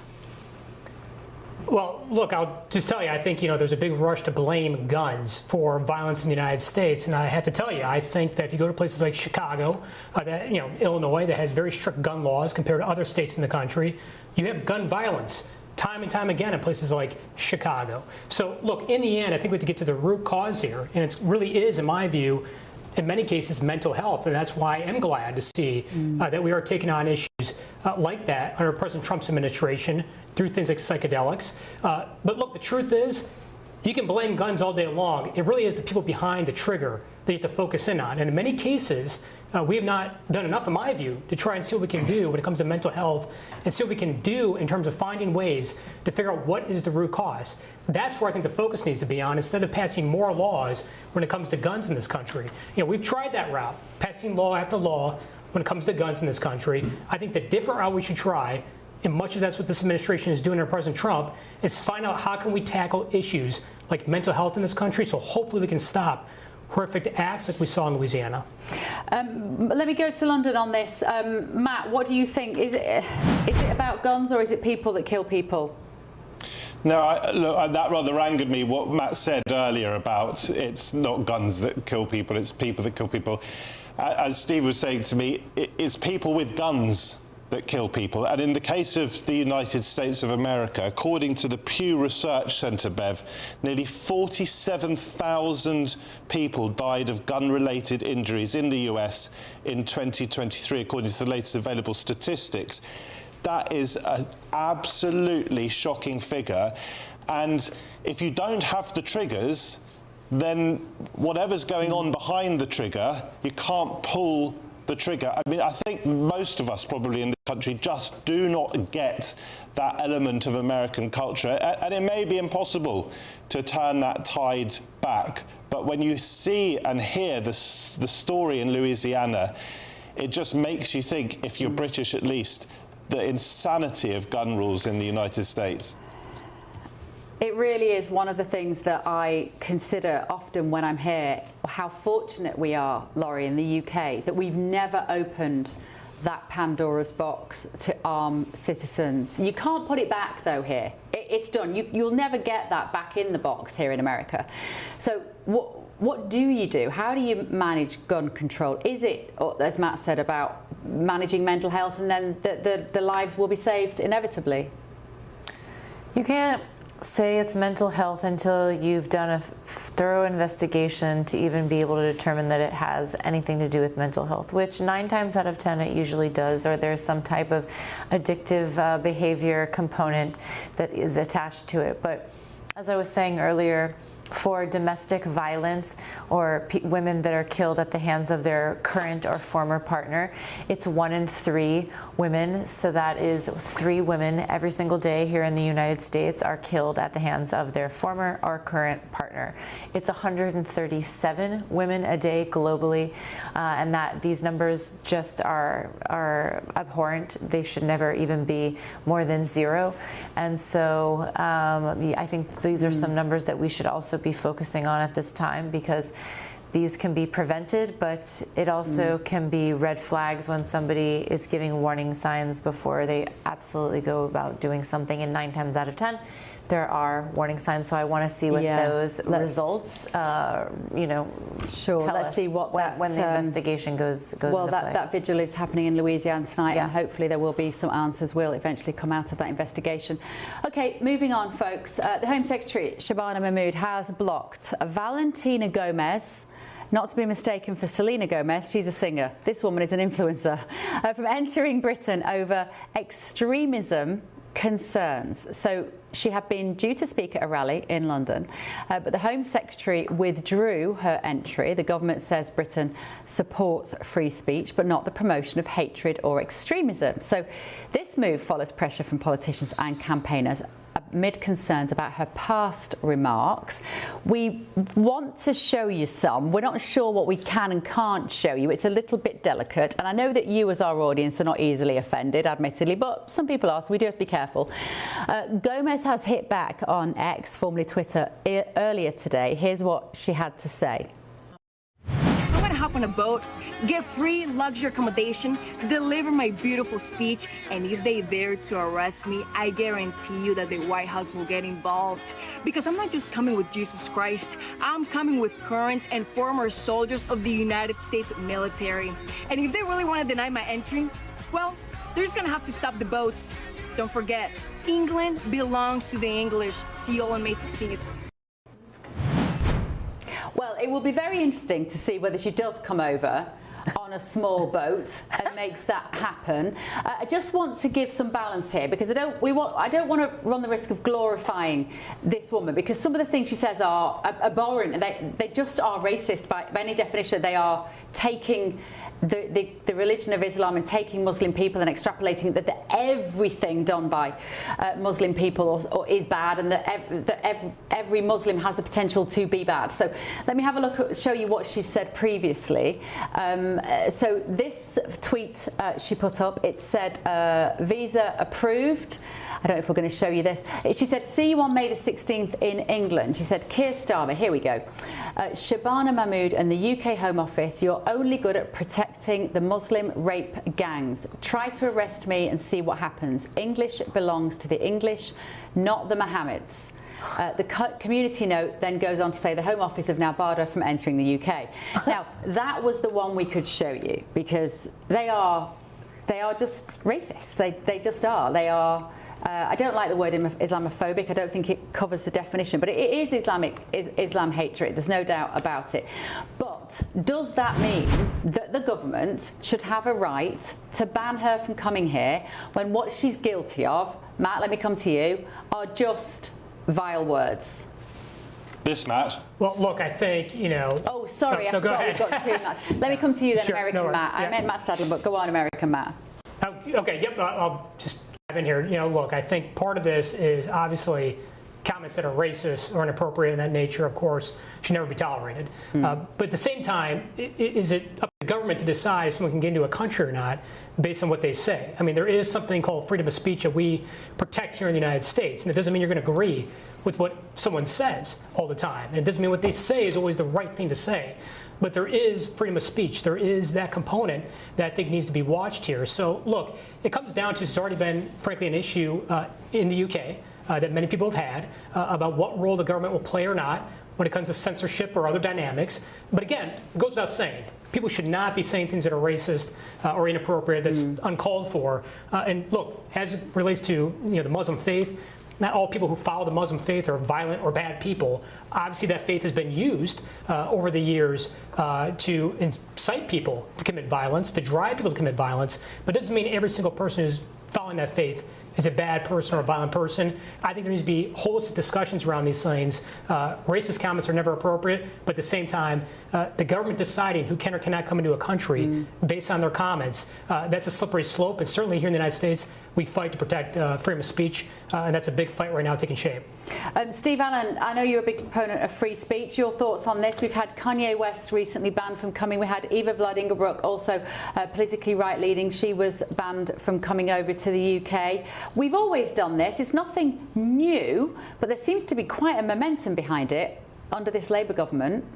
Yeah, and for me, the concept of free speech should mean that you shouldn't ban people for coming and saying things that may be wrong. People are allowed to be wrong. If she says something that breaks the law, it's the law that should be used rather than the government's opinion. That's the difference. We have perfectly good laws, which means if she stands up and says something that's illegal, then you could deal with it then. But instead, we have this idea of just preventing the UK public from hearing things that we don't want them to hear. No, free speech means other people can disagree with it. There could be an argument. If she's saying something that is obviously wrong, then people can disagree, and that's how light is shone on these issues. Whether she will actually try and make it across on a small boat, I don't know. I imagine that must be one of the most awkward journeys, given that who she'll be sat next to. That's got to be tense.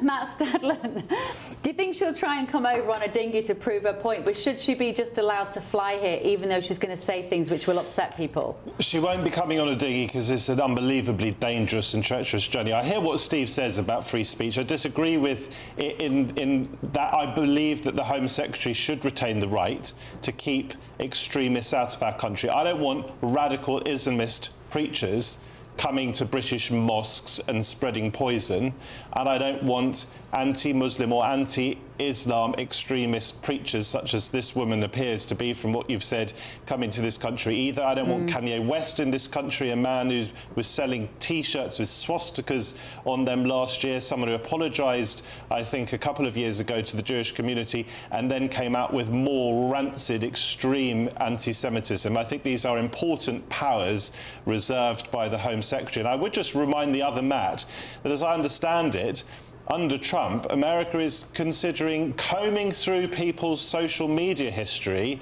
before allowing them into the United States. So there's the possibility of a hint of hypocrisy there. Can't hear him. I don't think he heard you then. Matt Stadlen was saying that President Trump is talking about combing through your social media before you're allowed into the country. They already do. I have to say, when I applied for my visa, I had to put my social media handles on there. Now, I thought, I'm probably all right under this government, but let's face it, there'll be other governments. You'll be all right, Bev. I think you'll be fine. Yeah, but we laugh, but just imagine if it had been a different hue of government, I may not be okay. And I'm not a danger to the public. I'm not going to hurt anybody's feelings, probably. And but my point, Bev, is to Matt. My point is to Matt that there seems to be a bit of a dose of hypocrisy going on here. Is there hypocrisy going on here? I don't think it's hypocrisy. I think, look, I think the bottom line is you have under President Trump somebody who's trying to vet people coming in here to the country to make sure that they're going to abide by our laws, and also be people who are not going to present danger to this country, because under President Biden, we had a wide open border. We had people under President Biden who came into this country, and we didn't know who they were.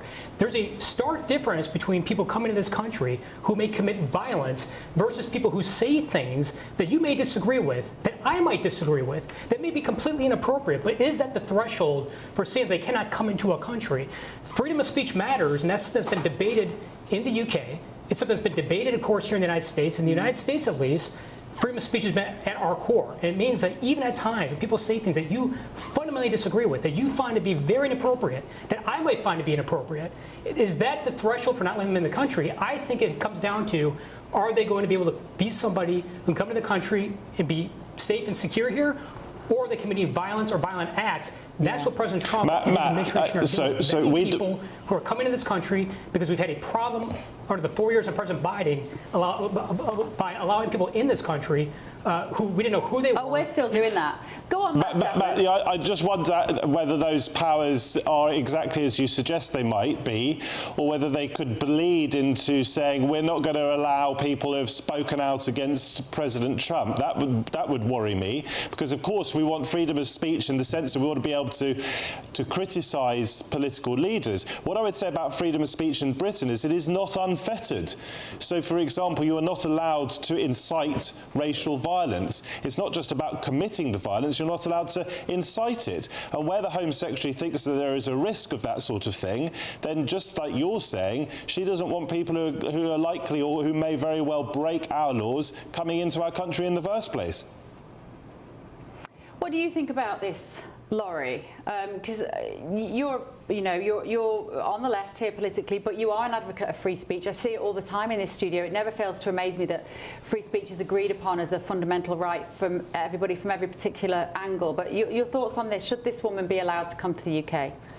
I would say, kids, do not try this at home. Like, what your teachers are not telling you is this. Like, wherever you are, no, there is no freedom of speech, because when you go to try to go across a border or apply to go into a country to visit, they're going to look up, do a little query on the old interwebs to see what you've said, to see what you've shared, to see what you've liked, what you've hearted, what you've reposted. So I'm just being real with you. Like, it is very real. People are looking at your web history, your browser history. Should they be, though? I'm not saying whether or not that they should or not. I'm educating the viewers about this is very real of what is happening, is that these kinds of metrics are being established across governments around the world to weigh in on whether or not they think a person is a good candidate to enter their country for any given period of time or not. Yeah, well, I find it extraordinary that we are banning people for what they're saying, and it feels a little bit too easy. And what I mean by that is, especially for me, the Kanye West one, I think, was too easy for Shabana Mahmood to say, I know it's going to cost us £40 million in revenue in London that weekend, which is what the Wireless Festival would have brought to that area. And whenever Starmer is now accused of not doing enough for the Jewish community, he can just point at the Kanye West situation and say, oh, but we stopped Kanye West coming over. That's not enough. That's not doing enough for the Jewish community, because rappers aren't killing Jews, frankly, in the UK. So I just feel some of this is tokenistic. It's theatre. I'm sorry, Bev, hang on. Doing sorry. something good. Bev, my grandparents were forced out of their homes in Vienna by the Nazis simply for being Jewish. I don't want some American... Not like Kanye West, they weren't. No, they weren't. I don't want some American called Kanye West who has massive influence on young people coming to this country and sending out the signal that it's somehow okay to be profoundly anti-Semitic. I'm very pleased that he was not allowed anywhere near these shores. So even though he said, I am very sorry, I was having extreme bipolar mental health issues at the time, I want to sit down with rabbis, he said, I want to come and do a concert that brings people together, even though people like my own daughter, who is a massive Kanye West fan and says to me, I can separate the art from the artist, was going to the concert with her Muslim friends and her Jewish friends and her non-religious friends. They will not get to do that now, Matt. He doesn't get to bring people together. It's not very forgiving of you. I could probably separate the art from the artist when it comes to Wagner, who was dead a long time ago. But when the anti-Semitism was last year, and when, as I've already explained, this man had previously apologised to Jews and then went on to record a song called Heil Hitler and sell T-shirts with swastikas on them last year, those apologies ring hollow. And I tell you what, we were talking about mental health earlier. There are a lot of people who struggle from mental health. I've struggled from mental health myself in the past. Not very many people sell T-shirts with swastikas on them when they're going through that. But what's difficult is a lot of his fans are young teenagers and they've been told that mental health is important and you have to be forgiving of people's unusual behaviour when they are in a psychotic state, which he claims he was, and his doctors have apparently confirmed that he was having a bipolar episode at that time, and that generation are now told, well, we don't forgive you if you do that. It doesn't matter. You can't. I think you need to go through a longer process of rehabilitation before you come and start playing to large audiences of young people. And of course we can empathise with his mental health difficulties. We don't empathise, and we don't forgive very easily the rampant anti-Semitism that he's been promoting. The thing is, and I don't, listen, I'm not excusing the things that he said at the time. It was classic anti-Jew racism. There's no doubt about it. There's no doubt about it. I'm not excusing that in any way, shape or form. I guess all I'm saying is that there are other artists who've done potentially worse or have a specific criminal record who can still fly to the UK, and he'd performed in America all the previous week. He obviously doesn't perform that song Heil Hitler anymore, and he had taken out some of the anti-Semitic lines from the songs that are Jew-hating. There's a couple of lines in some of his songs which he doesn't sing anymore, but the performance is incredible. The money that would have come into London that weekend is incredible, and it has I think we could do without that money, Bev. That has all gone now. Yeah. Well, it's yeah. No, I'm sorry. It's a. Yeah, I will say it to the bar owners. I'll say it to the Uber drivers. I'll say it to every single person who might have earned a bit of cash out of Kanye West's trip to the UK. Listen to what you're saying. You're saying that he wasn't going to perform a song entitled Heil Hitler. This man does not belong in my country, and I'm delighted that Shabana Mahmood took the decision that she took.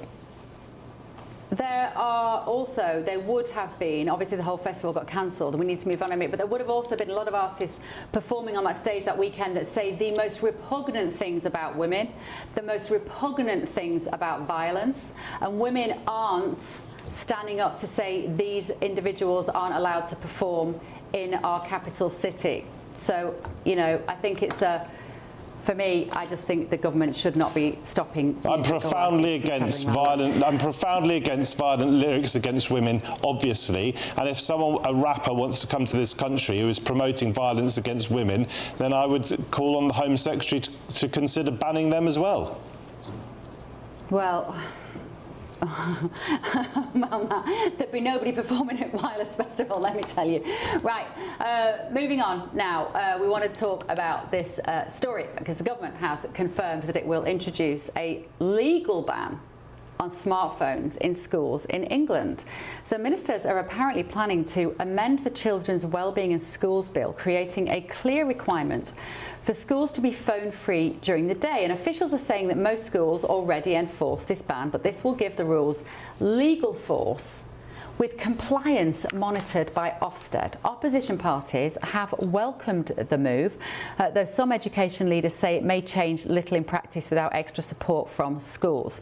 Well, earlier today, I spoke to the Conservative MP, Dame Caroline Dinage. She's also chair of the Culture, Media and Sport Committee, and she gave me this reaction. Have a listen. Well, I mean, this is something that the Conservatives have been asking for a really long time. We know that when children don't have their mobile phones in school, their ability to learn is just, so much improved. I think that that's not saying it's illegal, because I know that some kids need their mobile phone before and after school to, arrange how they're getting home, etc., etc. But, that's to say that they can then bring them and put them in a locker where they'll be safe for the remainder of the day. But I've got kids, and I know that there is just so much temptation for them to look at those screens if they have them in their bag, and even if the teachers are eagle-eyed, if they've got 30 in their classes, they can't see what everyone's doing, and during the break times these phones can be very distracting, and then preventing kids from getting out and doing sport, as we've already discussed. So I actually think that the government U-turning on their original plan not to ban schools smartphones in schools is actually a really good step in the right direction. So I can't quite work out what's going on here, Steve Allen. Let me come to you. Are they actually saying that the police could arrest people if they have a mobile phone in school, or that a teacher could be arrested if a child has a phone? Or again, is it just one of these pieces of political theatre? Yes, it's exactly that, isn't it? It's the let's signal that virtue. Let's show that we are doing something that most schools are doing already. So it will have very little actual, where the rubber meets the ground impact. But I still agree with it. Do you know what? If you're going to pass a rule, why not? I suppose it makes it slightly easier for the school to enforce the rule. I remember the Jamie Oliver Turkey Twizzlers era. I wonder if there will be pushback from some parents who don't like the idea of this, who want their kids to have smartphones. I would be disagreeing with those parents, but this would make it easier for the school to say, look, we have to do it, otherwise the police will come around and arrest us, even though they won't, but the threat is the thing that does all the heavy lifting for you. But isn't that just giving up on the idea that teachers can discipline children anymore without thinking that they have to bring in the threat of the police? Matt, let me come to you on this. American Matt. There's a lot of Matts in the show. It's a great name, though. Look, I'm never a big fan of more laws and bringing in the police and those components. I will tell you, I think cell phones in schools, there's an impact there. I mean, I think that there's no question that students learn better, in my view, if they're not on their phones all day. With that said, though, I think we need to leave more of this up to teachers and parents to govern around this. That's my belief. And look, we are facing this here in the United States. States across the country have been looking at this. I know Maine and other states have been looking at laws around banning cell phones from schools. But again, I go back to many of the themes I've hit tonight, and that is the slippery slope. At what point are we producing too many laws around things in countries? Obviously, I think it's important for students to learn, but the question is, can you leave it up to teachers to make those decisions and parents versus laws? Clearly, Laurie Watkins, you can't leave it up to teachers in the UK, because they obviously don't feel that they have enough authority in the school to tell a child, put your phone in that box and I'll give it you back at 4 o'clock in the afternoon. They obviously don't feel they can do that without the weight of the law behind them. I find that a bit troubling. Well, I'm only going to speak about here in the United States, but in my humble opinion, and what I would like to see is you can get 2 checks, one in the middle of the afternoon, if necessary.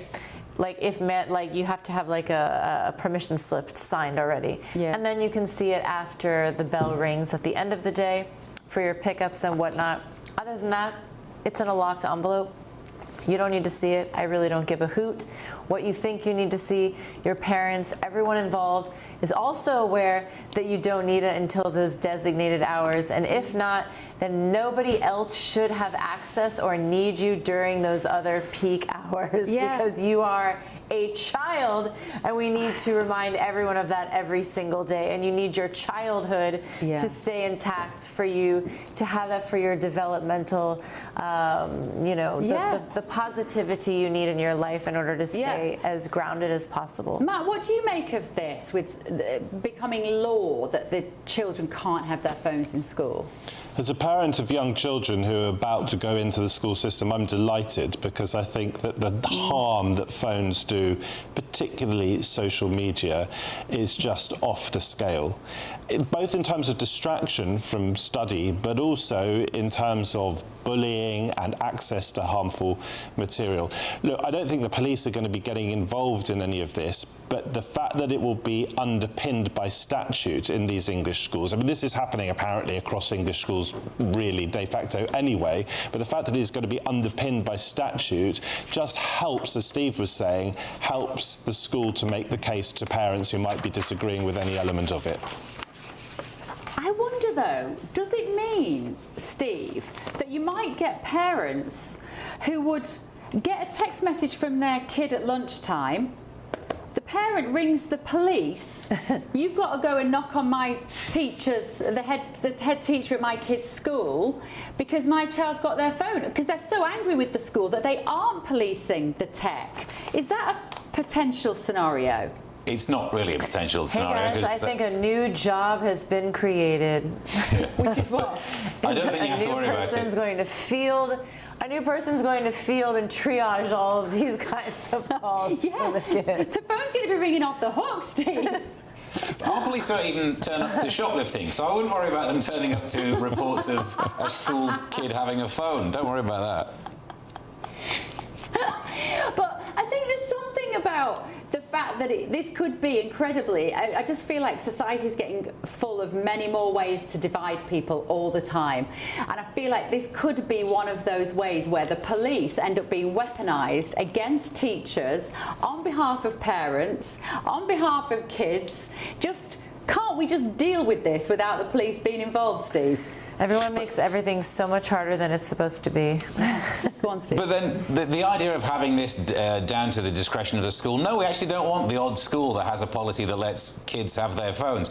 You want the rule to be put in place, and this is one way of doing it, by making it statute. It's not as if the police are going to be turning up policing it with truncheons. This will be something where the school gets in trouble for not sticking to the guidelines. Right, truncheons. We still have truncheons. I don't think we do. You might be surprised to know. Our police officers, do we not have truncheons? Sounds very official, like it has teeth. We don't have guns. We have the occasional taser, but I'm not sure we do have truncheons anymore. Moving on. Shall we go on to? Apparently we've got a minute to the weather. Let me move on very quickly. New York City. Let's have a look at this. New York City Gay Men's Chorus has released a performance covering the K-pop demon song Golden, urging people to vote, telling supporters to make their vote shine. Have a quick look.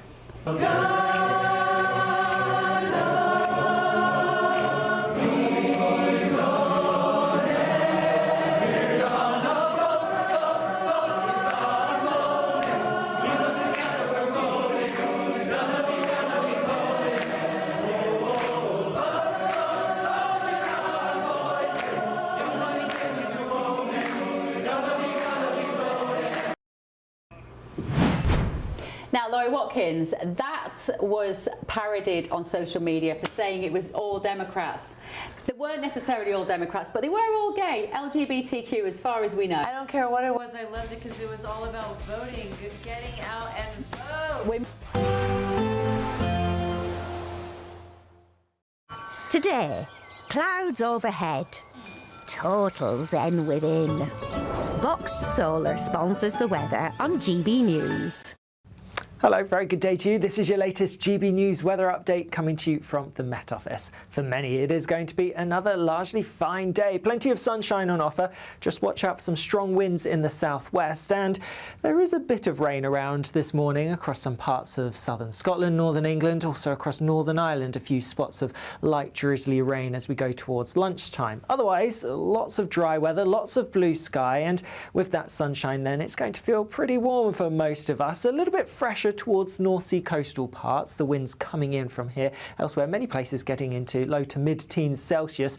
Do, like I say, watch out for those strong gusty winds towards the southwest, however. Could see gusts of around 50 miles per hour in some exposed spots, particularly over the moors. As we go into this evening, there will be a bit of cloud towards northeastern parts of Scotland. Clearer skies, though, across the rest of Scotland, so a bright, sunny end to the day here. Similar across Northern Ireland, dry and bright as we go through the evening.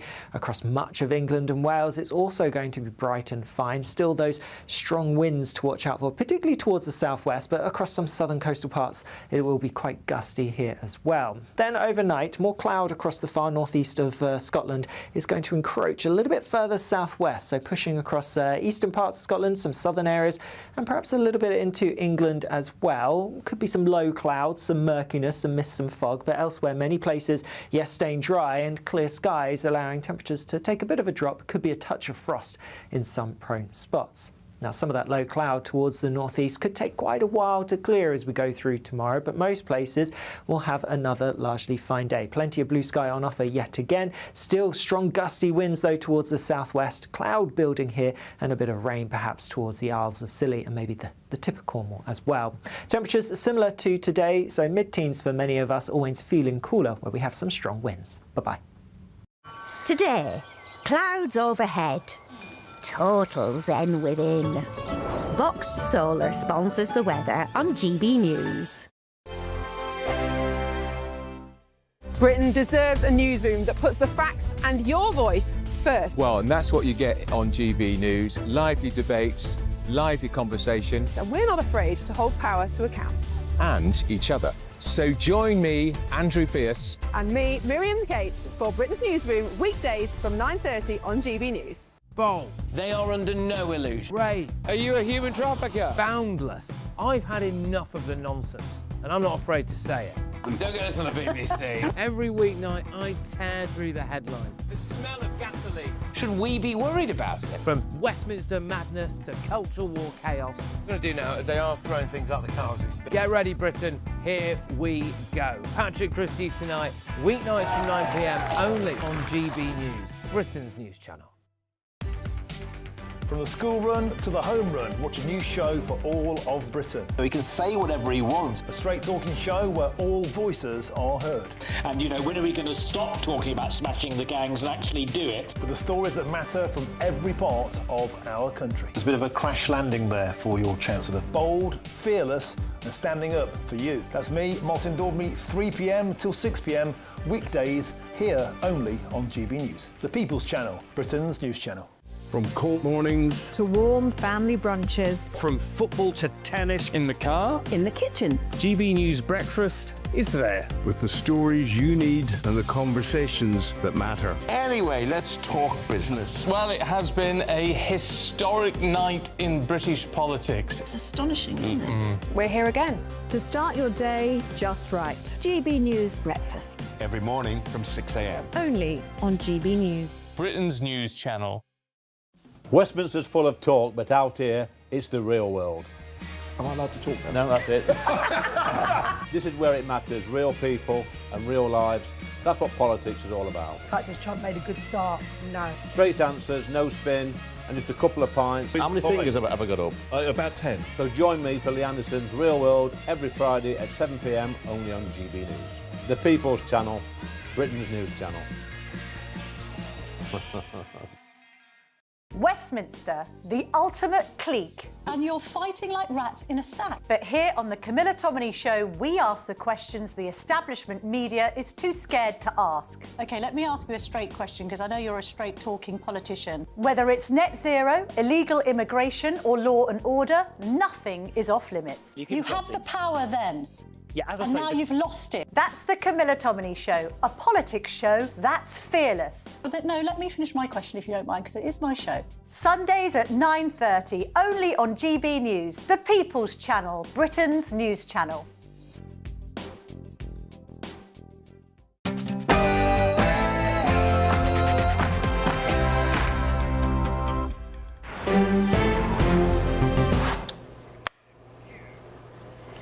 Welcome back Back to the Late Show Live. Now, pupils could soon be swapping blazers for tracksuits in the classroom. A group of MPs is urging schools to allow sportswear and trainers as standard, arguing that traditional uniforms can be restrictive and even off-putting for some pupils.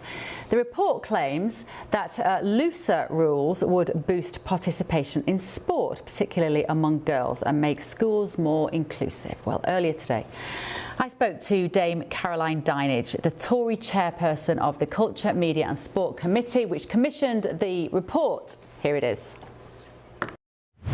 Caroline, tell me about this report and the recommendations regarding school uniform and children. It's a massive report. It's got so many recommendations in it. It's really at the heart of it. We wanted to find out how well community and school sports is meeting the needs of people across England. We found a very mixed picture. We're a country of sports lovers, as you know, but there are just too many barriers stopping people from getting up and giving it a go themselves, whether that's at school or in clubs or in our communities. And as I say, a number of recommendations, including some around PE in school, where we have found that the PE kit and the whole process of getting changed to PE is a barrier to engagement. So we've made a number of recommendations around how PE is structured. The government needs to better fund it, and the uniforms that young people wear while they play sport. So what's changed? Because you and I will remember getting changed into PE kit at school. It was a part of school life. It was one of the, not necessarily the most pleasant part of the day, but life isn't pleasant. You have to go through unpleasant things to emerge as an adult on the other side of school. So why can't teenagers now use changing facilities? Well, this is the problem. I mean, nothing has changed probably since we were at school, and teenagers find it, particularly girls and particularly those going through puberty, just find it really puts them off getting involved in sport. So 47% of girls said they didn't feel comfortable getting changed for PE. 1 in 3 missed PE lessons because of it.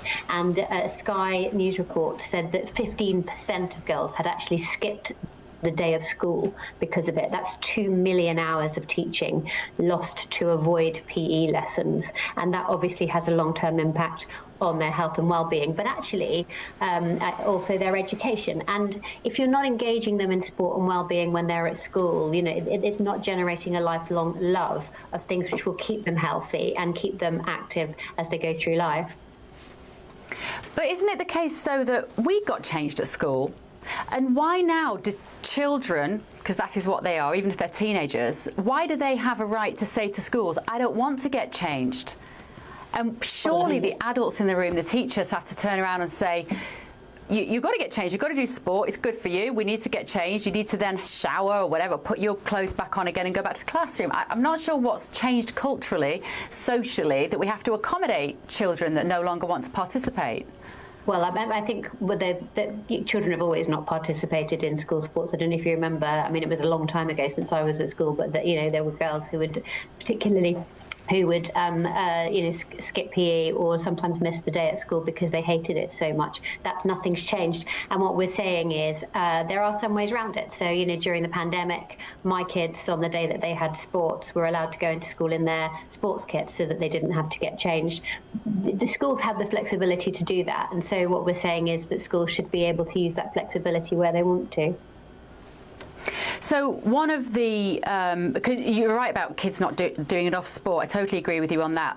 Apparently 50% of all 16 to 18-year-olds in the UK in state schools don't do any school sport at all. That is a damning indictment on the UK at the moment. But the solution, Caroline, correct me if I've got this wrong, but the solution from the report is therefore children should be allowed to wear their PE kit all day at school, arrive in their trainers, in their hoodies, their sweatpants, and spend the whole day sat in lessons basically looking like absolute scruff bags. Well, I mean, I think you're slightly gilding the lily there. We basically said that the PE kit itself and the whole process of getting changed for PE is a barrier to engagement. So we're first of all recommending that when schools have a uniform list for PE, it's sports kit that isn't, in some cases for the girls, they see it as very sort of sexist or sexualized. So looking at the sports kit and making sure it's appropriate and not off-putting. And secondly, it depends on whether there are good changing facilities in the school, whether the school have a particular problem. So it's about the schools using the flexibility. And if they are a school which doesn't have great changing facilities and are finding that kids are missing school so as to avoid PE, maybe they could go back to the whole COVID program of on the day of PE, allowing the kids to come in their sports kit. You know, and you're right that there are a number of kids who are doing no school sports at all. There's 2 hours which is recommended in a school week, but it's not by any means mandatory. And so that's young people who are missing out on sport and fitness. But, you know, it's not just that. The benefits, the educational benefits of an active child throughout the school day and the school week are so massive. You know, they're much more likely to learn better in all their subjects and have future benefits for the rest of their life. Of course, but the flip side of that is if you have a school, because inevitably what will happen is these kids won't just be wearing their PE kit on the days they've got PE. They will be wearing sports kit all week if you let them. I speak from experience. I have 2 teenage girls, and I know that if they were allowed to go in every day in their tracksuits and their trainers, they absolutely would. But it's a really important message to send to children as well, is that dressing appropriately matters. It matters in life. It will matter as soon as they step foot outside of that school when they go into the workplace. And aren't we running the risk here of creating a generation of scruffy children who don't know how to dress appropriately and therefore don't bring their best learning character either to the classroom? Because we will know what it's like. When you walk into the House of Commons, you wouldn't feel appropriately dressed in that setting if you had on a tracksuit and trainers. I would feel inappropriately dressed if I had that on here as I sit and talk to you now. So what are we teaching children about the learning environment and how important it is to dress smartly in the classroom? Well, I mean, I think you're sort of very slightly focusing on one tiny part of this report, which was, you know, over 60 pages and which had so many other recommendations with regard to how we keep young people and people of all ages fit and active. This is just one recommendation out of very many others, and it's about schools using their common sense. If they've got a problem with kids not turning up on the days when they've got PE, if they've got a problem with kids skipping school because they don't want to get changed in the school changing facilities, if the facilities aren't that good, it's just offering them ways around it. But as I say, there are tons of other recommendations in this report if you'd care to have a look at it, including getting the government to properly fund school sports. I asked a question in Education Questions today to the Education Secretary, Bridget Phillipson, about when they are going to announce their school funding budget. And we know that is there's still huge rumours circulating around Westminster that budget is going to be cut. So there are a whole range of other things that we need to do to ensure that kids continue to use their sports facilities to stay fit, to stay active, to stay well, because that helps them with their learning, and we want them to have the best outcomes in life. Sure, and I actually don't like to make these issues party political when it applies to children and fitness and sport and schools, because I think those issues should be above political parties, actually. But one of the reasons that so few children are hitting this national target of 2 hours of PE a week is because there was 14 years of Conservative government that didn't fund schools, didn't fund leisure centres, swimming pools in local areas. There are so little facilities available now for children to use and for teens to use, regardless of, frankly, what they're wearing. And I just wonder whether this feels a little bit like the horse has bolted, and this advice comes about school, which is actually about school uniforms, and actually that's not really the issue that's stopping these kids from doing sport. There's a whole range of other recommendations if you'd care to read the report. As I say, there's 60 pages of it. One of them is around schools' facilities. Now, the previous government had a schools facilities grant, which enabled schools to open their facilities outside of school times to enable the wider population to use it, to enable kids to get involved in clubs and other activities after school that they wouldn't normally do during the school day. And this government, as you know, cut that opening school facilities funding.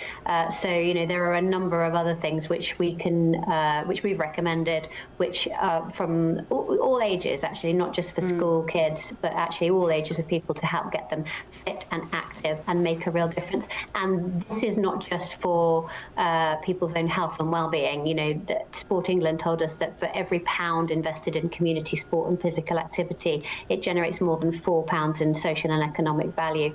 I mean, not just you know, not just people's individual health and well-being, but nearly £6 billion through productivity gains from reduced sickness absence if people are healthier and more active. Yeah, and I haven't read the whole report, Caroline. I won't lie to you, I haven't. And because this interview came last minute, and I was very pleased you were prepared to talk to me today. Is there anything in this report? Because one of the most successful heads in the UK is Catherine Birbalsingh. I'm sure you're familiar with her work at the Michaela School. That is one of the top 3 performing secondary schools in the country, from a very diverse area with a very low socioeconomic group for a lot of people in that school. And she has the best improvement from the academic qualifications or achievement when the child arrives in year 7 compared to when they leave. Her school is outstanding, according to Ofsted, every single year. It's brilliant. And she, if I can give you a quote, she says, "We should dress appropriately for different occasions. We should not wear sweatpants all the time." Is there anything in the report that agrees with what our most successful state school head says there about uniform? Well, I don't chair the Education Select Committee. I chair the Culture, Media and Sport Select Committee. So we're making recommendations about how we can get people more active and more involved in sport. I have a huge respect for her and the work of her school.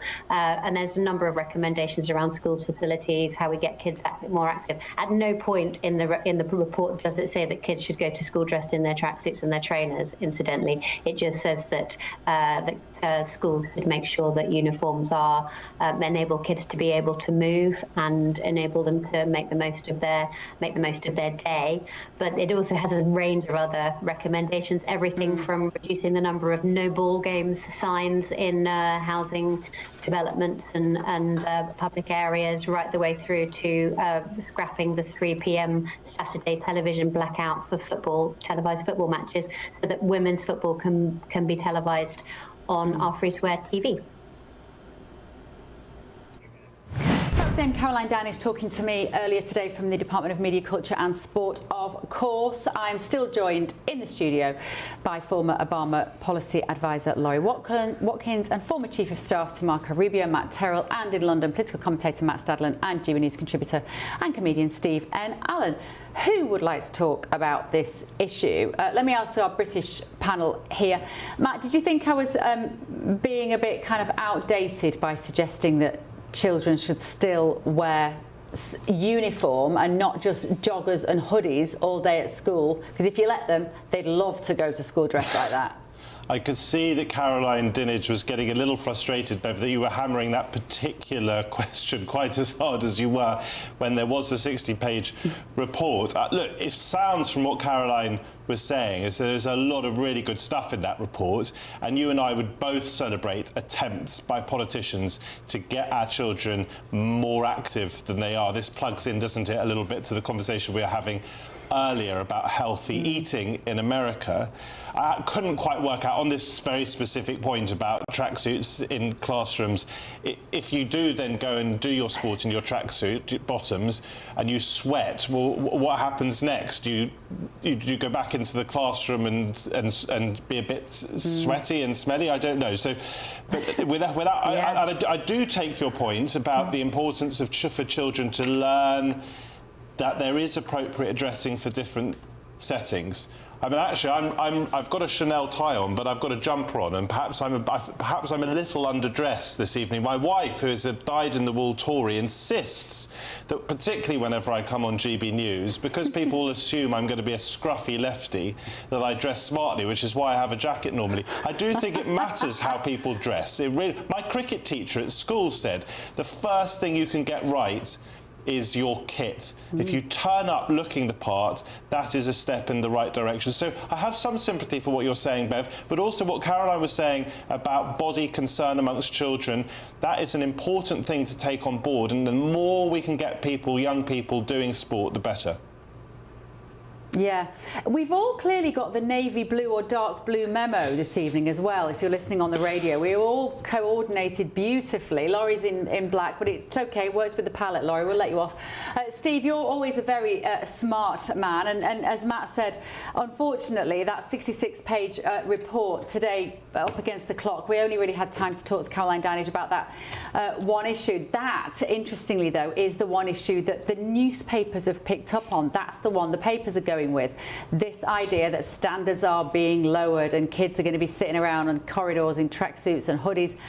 And I, for one, want loads of kids to do as much sport as possible. We should be doing much more sport. But at what cost, Steve, if it means they're just slouching around in their trackies?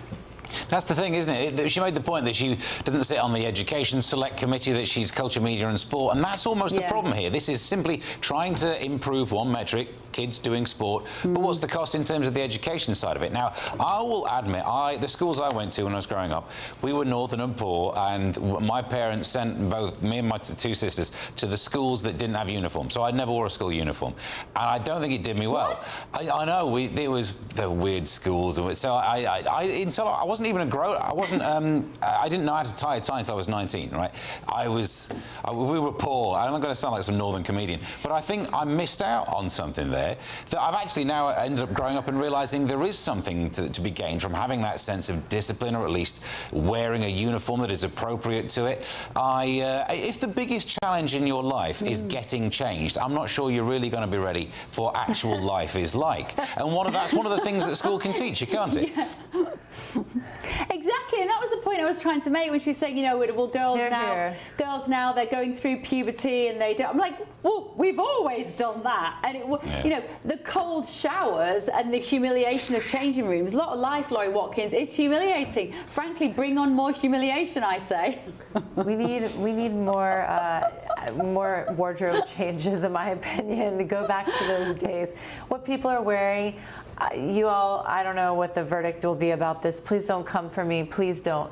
But the pajama pants, everybody, any man, even if you're an adolescent boy, not that I'm trying to pick up adolescent boys, but let me just tell you, it's not attractive. No woman, any age, finds that attractive. We do not, let me say it again, we do not find that attractive. So please refrain from wearing that, especially to the airport, on a bus, in a Lyft, in an Uber, in a taxi cab. Well, that's taken a turn I didn't see coming around the corner, Matt, to be completely honest. Let me tell you though, don't do it. Listen, one of the lines on this report, and I wish I'd spoken to Caroline Dinage about this, is that the report concluded that PE kit for girls is what they described as mandatory over-sexualised uniforms.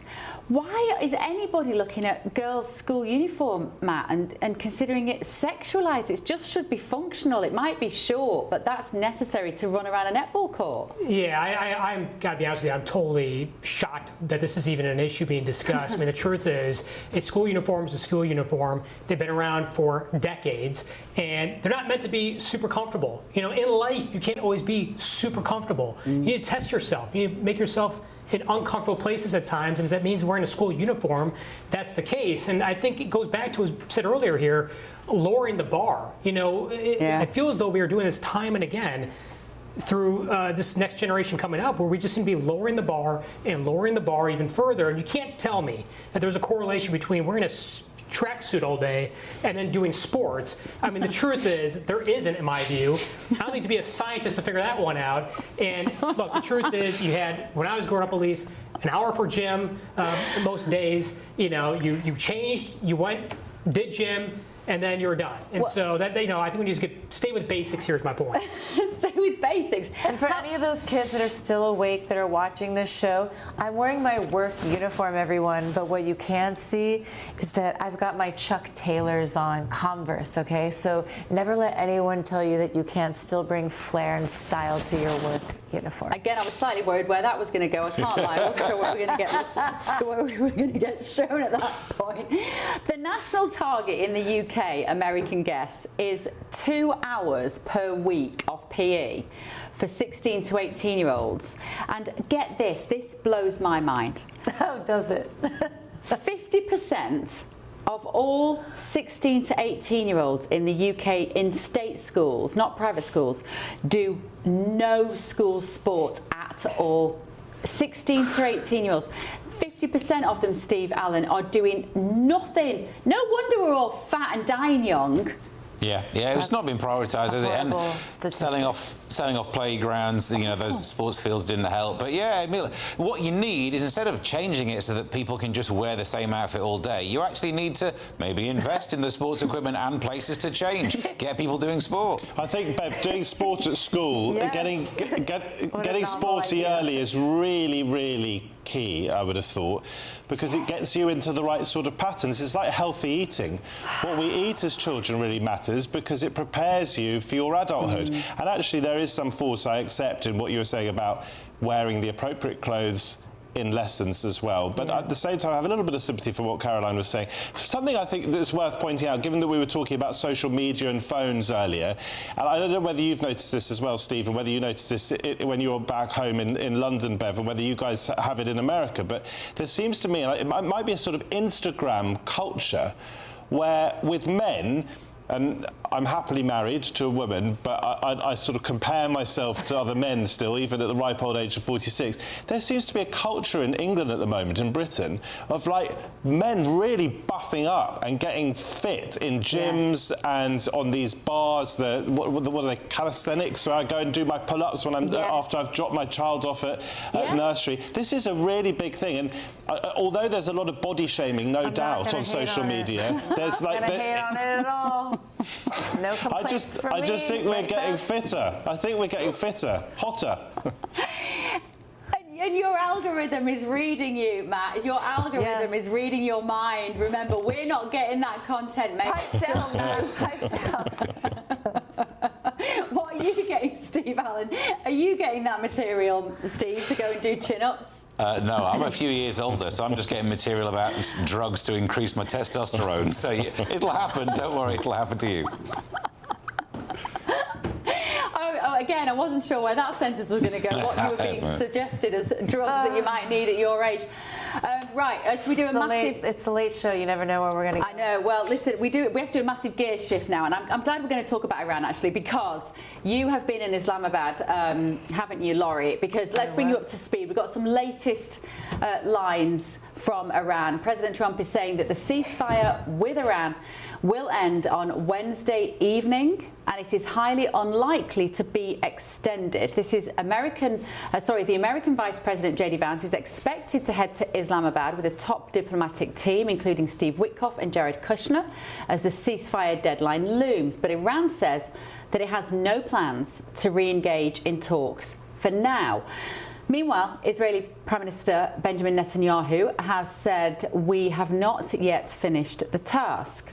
Tensions, of course, remain high in the Strait of Hormuz, with shipping traffic slowing sharply amid fears the conflict could reignite. Well, breaking in the last few moments, Axios is reporting, and Axios is a news outlet that gets some phenomenal exclusives here in DC. Axios is reporting that Vice President J.D. Vance is to depart for Islamabad tomorrow morning for talks with Iran. The White House, which has been noticeably quiet, spent all of today waiting for a signal from Tehran that it would send its negotiating team to Islamabad. Meanwhile, Iran's top negotiator and Parliament Speaker Mohammed, you can pronounce that for me? Bakr Kalibaf. Oh, it's Kalibaf. Okay, Mohammed Bakr Kalibaf said that Tehran does not accept negotiations with the US under threat. He said in a post on X that US President Donald Trump was seeking to turn the negotiating table into a table of surrender. Now, we had Jason Miller in the studio, a close advisor to the government. He always has the inside track. Matt, let me come to you. And he said on that chair at the end of last week, middle of last week, if J.D. Vance gets on that plane, he's only going there to sign a deal. He's only getting on it if he thinks the deal is done. So I wonder what we should read into that, the fact that he is getting on the plane tomorrow. Yeah, look, I think a deal is going to be made here. I mean, look, there's no question that you're now seeing the military leadership in play here in Iran. That's obviously an issue. But I think at the end of the day, Iran needs an off-ramp here. And part of this is posturing. Part of it is other dynamics that Iran tends to do. But I do believe that this administration is going to get a deal here. And not only is that going to be good, obviously, for the people of Iran, it's obviously going to be good for the United States, of course, Europe and the world as well. So, look, I think we have to kind of wait and see here what happens over the next few hours. I think a deal is going to be made. I think you're going to see the Strait open up. I think you're going to see this war come to an end. And beyond that, what Americans care about, obviously, is not just ensuring that Iran doesn't have a nuclear weapon, getting gas prices lower. I think you're going to see that happen, of course, as well. Your hosts, you were in Islamabad, as I said, last week. Caroline Levitt was incredibly complimentary about your hosts in the briefing room on Wednesday. She said, and she echoed that President Trump said the Pakistanis have done a phenomenal job in their negotiation. What were your impressions when you were there? They have done a phenomenal job. They treated everyone as if they were their family or a close friend, which is the Pakistani way. They were very complimentary in the snacks and in the coffees and the teas while all of these 21 hours of negotiations were going on. The Serena Hotel, where most of the top, I would say, international journalists were staying to cover this, were just very impressed. Asim Munir, who is the field marshal, the general who was just in Tehran, kind of laying some of the prequel to the Islamabad 2.0 talks, laying the groundwork for the U.S. and Tehran to really hash out a lot of these details through those technical teams that are going to be leading when those, the heads of those delegation groups are going to be in the same room with one another. But to build off what Matt said, yes, J.D. Vance needs to come back with some kind of a deal that's signed. He needs to come back and show that he was able to make significant concessions or improvement, and I say improvement because nothing was really done the first time. Now, in diplomacy, I was very hopeful, and I remain hopeful because it led to this second round of talks, which is what you want. This does not happen overnight. This does not happen even in a few days or a few weeks. It can take months. We're already into week 8 right now, which Donald Trump is figuring out. This isn't just a one and done, absolutely nothing like Venezuela. And so he needs to remain patient. He needs to put his faith in the people that he has deemed to be these negotiators. In this case, it's not seasoned diplomats, it's real estate developers and brokers, but I remain hopeful. I think that deals can be made. And the areas where I do think that there can be concessions are, we saw before I left there, Iran, it was reported that they were going to be willing to do like a 5-year moratorium on any uranium enrichment. Then they pulled back from that. If they can at least come in with 5 years, I think that this administration, Donald Trump, would be willing to sign off on that. The second thing is opening without any toll fees, so no more of this $2 million toll for anyone to be able to go through the Strait. That has to be part of this. And I think we'll also see, for all the criticism of Barack Obama and the money, once those sanctions were lifted temporarily, when Iran entered into the JCPOA, we're going to see that with Donald Trump as well. We're going to see a lot of cash going by way of the Iranians once these sanctions are lifted. That's why you have Scott Bessent, the Treasury Secretary, who's intimately involved in these negotiations. If his name wasn't being floated around every other second, I would say these are not really serious talks, but the fact that he is shows me that this is for real. Okay, interesting. Let me ask my London panel this evening. Matt Stadden, let me come to you. Trump has been talking a tough game. He was typically kind of bombastic over the weekend about the fact that he was saying he was going to blow up bridges and infrastructure and, big talk, big, aggressive talk. You think it's not helpful? Is it helpful, when you're Matt, in negotiations? That's not the rhetoric you want to use, but he is who he is. Well, I mean, his argument was you have to talk to them in a language that they understand, is what he said. And these are violent people who would kill their own people. I'm just talking in a language that might get a reaction from them, Matt. They are undoubtedly violent people. They've done wicked things, not least this year when they murdered thousands of Iranians, but I'm not sure that gives Donald Trump carte blanche to threaten potentially what could be war crimes. The tragedy of this is I'm not sure whether we've advanced anywhere as a consequence of this war. So Trump early on talked about regime change, and in February, when the regime was murdering Iranians, he was encouraging them to keep going on the streets, and that help would be on its way. That help didn't come quick enough. Maybe if it had come earlier, who knows, it might have helped towards regime change. But there has been no regime change. There doesn't appear to be prospect of regime change. So the Iranian people who've suffered under these monsters for so long will continue to suffer. And on the issue, also key issue of nuclear weapons, do we know whether, as a consequence, if this war now does come to an end, and there's no certainty it will come to an end anytime soon, but if it does come to an end, do we know whether the world is safer as a consequence? Do we know whether Iran is less or more likely to develop a nuclear weapon? What we do know is that Iran now knows it has this power of knowing that it can choke the world, at least to some extent, by shutting down the Strait of Hormuz. So I'm just not convinced we're in a better position, and arguably it may turn out we're in a worse position than we were before this war started. Steve, what do you think? Well, I think the situation has changed now. Like when this first started, those goals were potential. Maybe this was a rare opportunity to bring about regime change. You could have made the argument, so I understand why it would have been there. Plus also trying to prevent the nuclear ability, or rather delay it, isn't it? So maybe now we have a situation where Iran realizes it will still pursue nuclear weapons, but because of what's happened, it seems like it has been slowed down and delayed, which means that you'll always have to keep coming back to this every so often. But at the moment, things are safer in terms of the nuclear option. Things probably aren't safer for the Iranian people. But that ship has sailed, obviously not down the strait. But now there's very little you could do to bring about regime change. Boots on the ground are ruled out. So actually, both sides need an off-ramp, which is why deals could be made. It's a very good point, Matt Terrell here in the studio, actually, this idea that this hopefully means no boots on the ground. That is what many of us have been dreading on behalf of the American and the Israeli people, the soldiers who may go and have to do that. However, we still don't know who's going to be running Iran, and it's hard to know how a new regime could be in place without there being Western forces on the ground. Yeah, we have to wait and see how that all plays out. But here's what we do know. We've already gone through a few phases here. First was the full-scale military phase. That was step number one. Step number two was then closing down the strait, economic pressure. And right now, Iran is facing massive economic pressure. They're losing roughly over $400 million a day. So, look, the truth is we're now in the third phase, and that's diplomatic pressure. And that's where this is going to be, I think, won. I think this war, frankly, in many ways has already been won. It's been a victory for the United States, a victory for Israel, a victory for the world. But to that point, anything we do next, I still think are going to be those targeted strikes. You've seen already President Trump talk about key targets he may hit next if Iran is not coming to the table here and negotiating in good faith. And that's the key.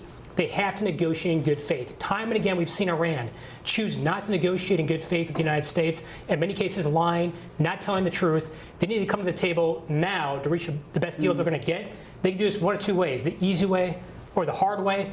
They got to pick and choose here, and we'll see what happens next. Okay.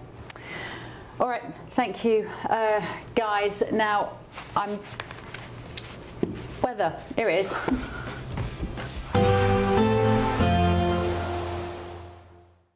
Expect warm spells with the odd rude interruption. Boxed Boilers sponsors the weather on GB News.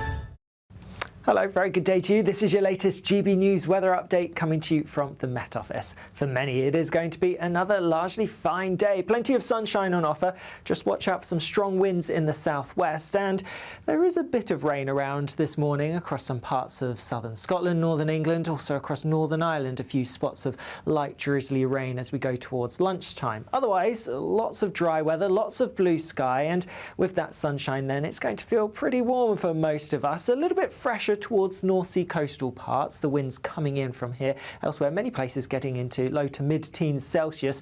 Do, like I say, watch out for those strong gusty winds towards the southwest, however. Could see gusts of around 50 miles per hour in some exposed spots, particularly over the moors. As we go into this evening, there will be a bit of cloud towards northeastern parts of Scotland. Clearer skies, though, across the rest of Scotland, so a bright, sunny end to the day here. Similar across Northern Ireland, dry and bright as we go through the evening.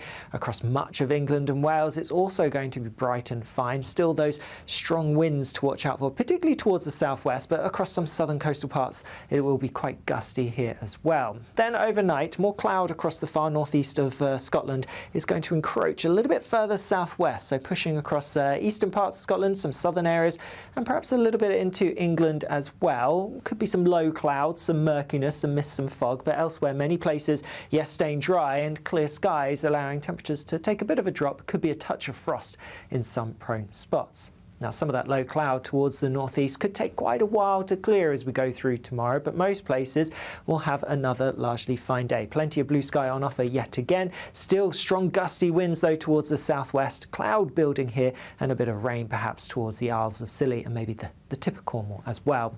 Temperatures similar to today, so mid-teens for many of us, always feeling cooler where we have some strong winds. Bye-bye. Expect warm spells with the odd rude interruption. Box Boilers sponsors the weather on GB News.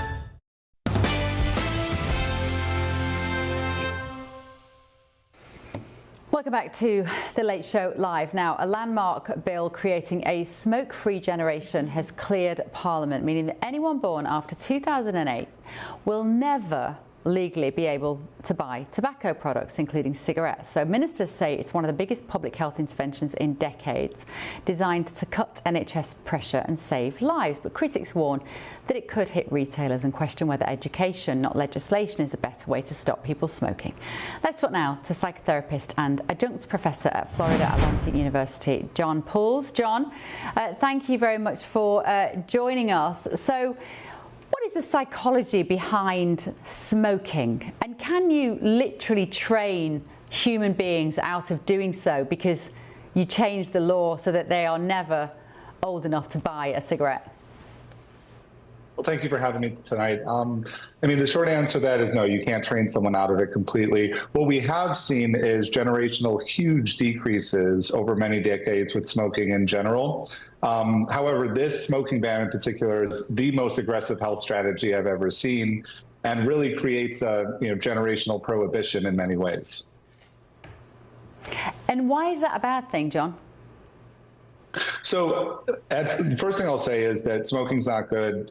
Vaping is not good either. It's often thought of as a healthier alternative. And certainly adolescents who have an undeveloped brain and more impulsivity shouldn't be using nicotine products in general. So it's not necessarily that it's a bad thing, but what we have found is that education campaigns, safety campaigns, warning labels are and have been very effective in reducing smoking. My fear with this in general is that it will simply create a black market, and there will be a situation where certain adults are over the age of 18 are able to access cigarettes and nicotine products and other adults aren't. And I think what we know from history is that complete and total prohibition doesn't work. And certainly something as strange as only prohibition for adults at a certain age and not for adults born before 2008 probably will not be effective. Now, I noticed that you're based in Florida, and if I had to live anywhere in the world, probably in terms of the freedom that you have, Florida would be my #1 choice. Because how do you respond to a quote that I say repeatedly, John? It seems to sit underneath so many problems that are wrong with society, which is that in the UK particularly, we treat adults like children and we treat children like adults. And what is that doing to society when we get that wrong, that inverted way of nature, I would say, John? So we've certainly seen other efforts and more of a paternalistic form of governance where, the government or regulation tries to be a parent, and it really ultimately doesn't help people make autonomous, healthy decisions for themselves. And in general, if we look at the education patterns for cigarette smoking and nicotine, that has been one of the most effective campaigns ever. It's very rare. I treat many adolescent patients and young adult patients, very rare that they're smoking cigarettes. Indeed, they are changing to vapes more often than not. But this paternalistic standpoint really doesn't seek to, really empower people to make healthy decisions for themselves. And again, I'm just concerned about the black market, and I really don't believe it's going to prevent access. I know, you're right. And would you say, kind of from a psychological point of view, of course, particularly youngsters, they want what they can't have, that there is an added allure, in fact, if an adult says you can't have this. And so the opposite might end up being true. Yeah, you're absolutely correct. So one of the most famous examples of this is actually the DARE program. And I'm not sure if they had that in the UK, but it was big in the United States. And most high schoolers had to go through it, where they would do these big anti-drug campaigns. Police officers would come and explain why drugs were bad. And what they found actually is that students that were enrolled in the DARE program were actually more likely to experiment with drugs and alcohol than those that were not enrolled in the program. And so, when we really look at that, we come to realize that those types of prohibition and scare tactics really aren't that effective. Oh, amazing. Thank you, John. Absolutely fascinating. John Pulse there, psychotherapist and adjunct professor at Florida Atlantic University. Let me bring in my panel here. What a surprise, Matt. If you tell kids don't do something, they're more likely to do it. Yeah, shocker, right? No, Shocker. There's a lot of truth to that. Look, I think in the United States, alcohol is a good example of that, where if you go around the world, other countries, I don't think there's many issues with youth and alcohol because of that point. But look, I'm not a smoker. I think smoking is bad. I don't encourage it. But at the same time, there are a few components to be realistic about here. One, the hit that this will have to businesses. Number two, vaping. I mean, look, vaping is what the young folks out there are doing now. Oh, yeah. It's less cigarettes and more vaping from what I can tell. I don't have the exact statistics it's exactly that. But from what I can tell out there, that's what they're doing. And that's not a better alternative in my view. Again, I'm not a health expert, but here's what I can tell you. That's the bigger product I think that folks are leaning into versus cigarettes. And ultimately, look, it comes down to personal choice. I'm a big personal choice guy. I think that the more laws around things is not always helpful. People should make healthy choices, but it's their choice to make, in my opinion. Yeah, Laurie, what do you think? Should we have a generation, as we basically what this will mean is that there will be some adults, 30s, 40s, 50s, that can buy cigarettes. There'll be other adults in their 30s, 40s who won't be allowed to buy cigarettes. It seems ludicrous. Hey, real cigarettes are making a comeback is what I'm hearing across all movies, across all the youngsters. They're like really into like no more vaping, like real cigarettes. So really? Yeah, I don't know. It's a thing. I guess because the world is falling apart and they're like, hey mom, at least I'm not an alcoholic or into hardcore drugs. And they're making these drugs not on the Schedule I schedule anymore for the FDA, so who knows? Nothing's going to be illegal anymore. But isn't that? I mean, what about our boys in London? What do you think about this? Because Matt's point there is that we have got a whole generation of youngsters who are vaping. Youngsters, vaping. Because they can get away with it. You can't smell it like you can cigarettes. They think it's quite cool. They're taking them in the school toilets. No vaping and no cell phones in schools. Yeah, that's my rule. I just despair with it though, because we don't know yet what the long-term health effects are going to be of vaping. We're getting more and more information all the time, it seems, Matt Stadland, and I feel like we've swapped one evil for another. What do you think? I'm not a health expert, but it strikes me that if vaping is the price you pay to get people off cigarettes, then it's almost certainly going to be worth it. I mean, cigarettes are killers, just terrible, terrible things. But in my experience, far fewer people smoke than they did when I was, 18, 19, 20. I've never smoked a cigarette in my life, but I remember coming back from clubs and bars absolutely stinking of cigarette smoke. It was really gross. And then it got banned, didn't it? I think under Tony Blair's prime ministership, got banned from clubs and maybe bars as well. That was a massive step forward for our society. Look, I think this is just sort of putting the icing on the cake of the death of smoking. That's what I hope.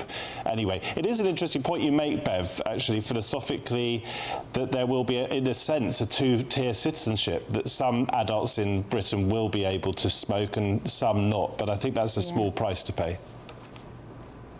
Yeah, what do you think, Steve? Sometimes I walk past someone on the street smoking a cigarette and a whiff of it makes me feel nostalgic. I've never smoked, but it smells like The morning like, after. Yeah, when you take pick up your clothes the morning on a Sunday morning and smell them and they smell of cigarettes. You don't want to go back to that time, but similarly, if you're an adult and you understand the risks of smoking, then you should surely have a choice to do it, Steve. Well, that argument could be made about a bit of tasty heroin, couldn't it? If you understand the risks, then why don't you do it? And we don't have that in our society because the Greens aren't in yet.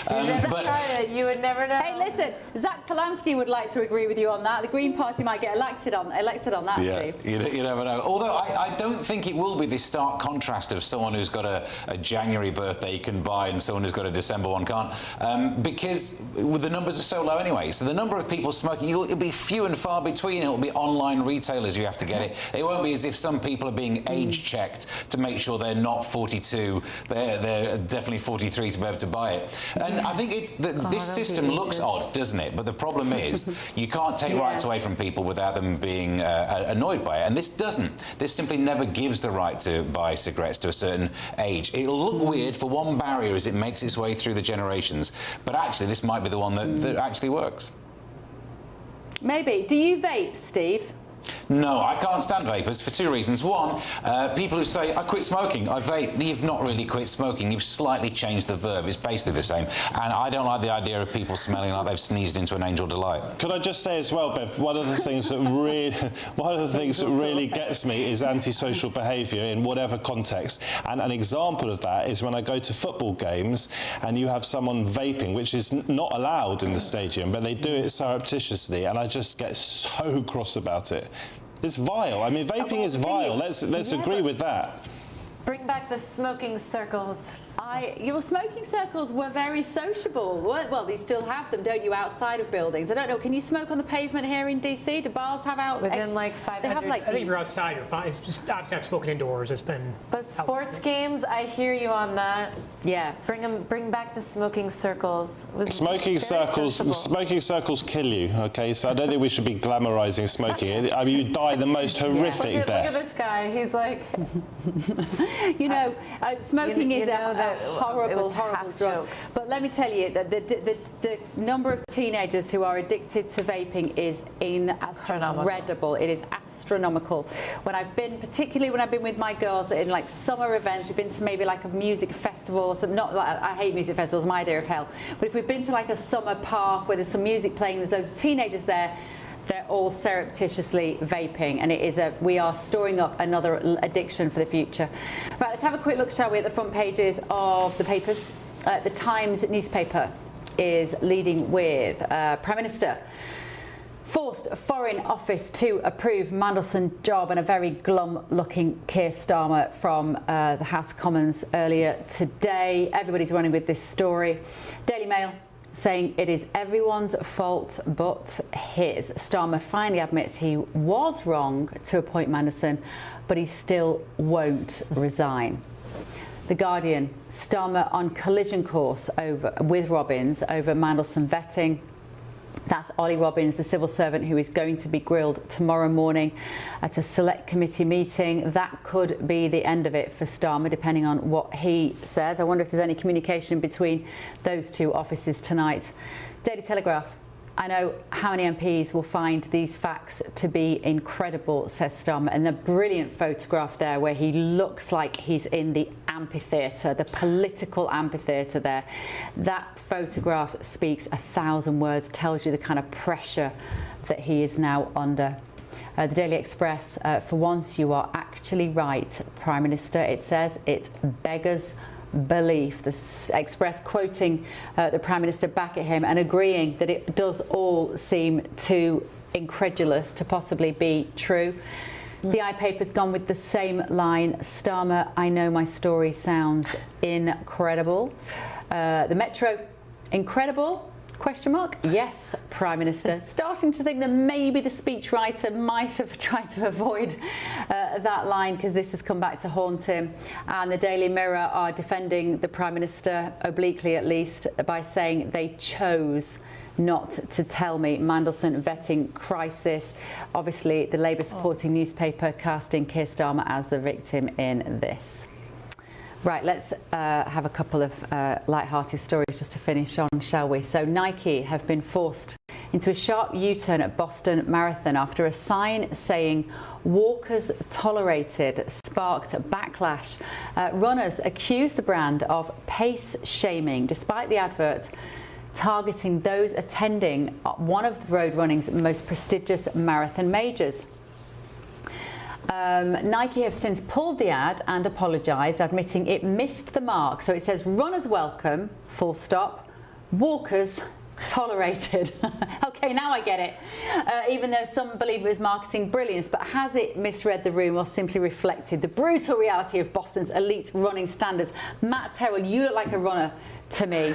Is it running, is it walking, shaming the walkers by saying walkers are tolerated? It's a blooming marathon, you meant to run it. Yeah, I think they're trying to be obviously humorous and have what they saw as a funny, smart marketing campaign. You know, look, if people are offended by it, I think the company did the right thing by saying sorry, hey, we get it. But the truth is, I think people get it. I think most people out there get that this was a funny joke. It was a joke. Candidly, I think people are making way too big of a deal about it. Yeah. It was a joke. That's what it was. And I offer Nike, in my view, for trying to be creative with their marketing. Yeah, and also, marathons are meant to be competitive. You're not just competitive with each other, you're competitive with yourself. So that's the joke, isn't it? Yeah, I've run 3 marathons. You're definitely competitive with yourself. So I would have had a chuckle at it, but too bad I won't be there now. Yeah. What, you're not doing any more marathons? I don't think so, Bev. Some halves, sure, those are always fun, but a full... They're very intense. Yeah, they're not good on for the body. Knees. Not good for the knees. That's my conclusion. I've done a half marathon. I will never do a full marathon. What about you, Matt and Steve? Is this people taking this advertising a little too seriously? Steve Allen, we're walking shaming apparently now. Walker shaming. What a thing. Yeah, no, that's what you should do in a marathon, isn't it? The idea that pace shaming is a problem in a thing that measures how long it took you to do it, that's where you find out your pace. Next thing will be distance shaming, like, oh, you can't complain if people don't do the full 26 miles. Then what is the point? Clearly they didn't genuinely mean any offence by it. It is a bit funny. People walking at the back of the pack. You see, you know, dressed as some sort of silly animal. You're allowed to mock these people, aren't you? That's what they do it for. Yeah. Matt, did it miss the mark? Should they have pulled that ad? When my late dad was doing a half marathon, Bev, he was so slow. It was a big thing for him. He was trying to lose a bit of weight. And he was so slow that by the time he got to the finishing line, they were taking away the cones. They thought everyone had finished. But I could tell you this, he would have found it funny. Good. Let me just finish on another marathon story. Good for him.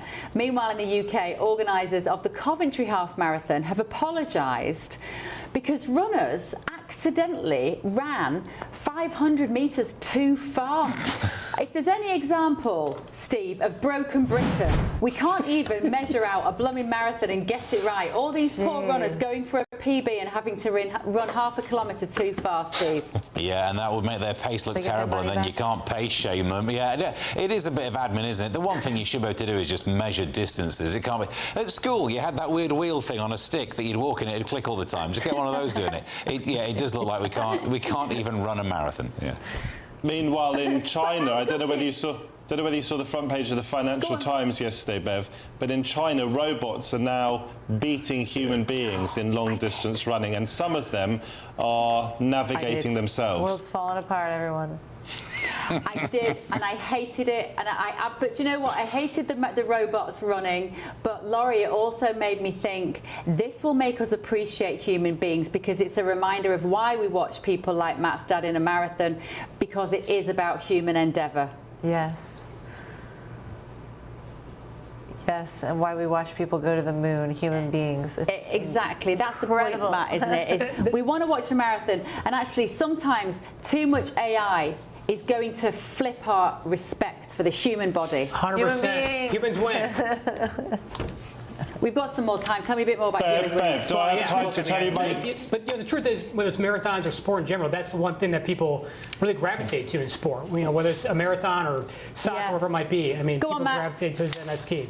Just quickly to tell you my Islamabad story, because I'm jealous that Laurie was there last week. I went in 1997 when I was 17 with my British Pakistani friend and his family from school, and we were invited to a very posh meal with a chicken farmer who specialised in one-day-old chicks, I think. A former general. He was very grand, and we had to be on best behaviour. But unfortunately, the Urdu word for bomb is bum. So when he said a bum exploded in Islamabad, killing people, we fell off our seats.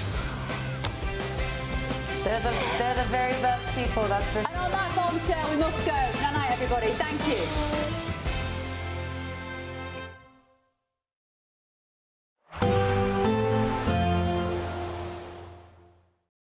Today, clouds overhead, total zen within.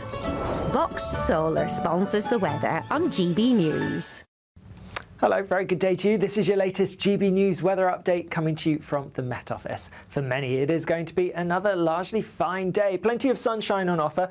Just watch out for some strong winds in the southwest. And there is a bit of rain around this morning across some parts of southern Scotland, northern England, also across Northern Ireland. A few spots of light drizzly rain as we go towards lunchtime. Otherwise, lots of dry weather, lots of blue sky. And with that sunshine then, it's going to feel pretty warm for most of us. A little bit fresher towards North Sea coastal parts, the winds coming in from here. Elsewhere, many places getting into low to mid-teens Celsius.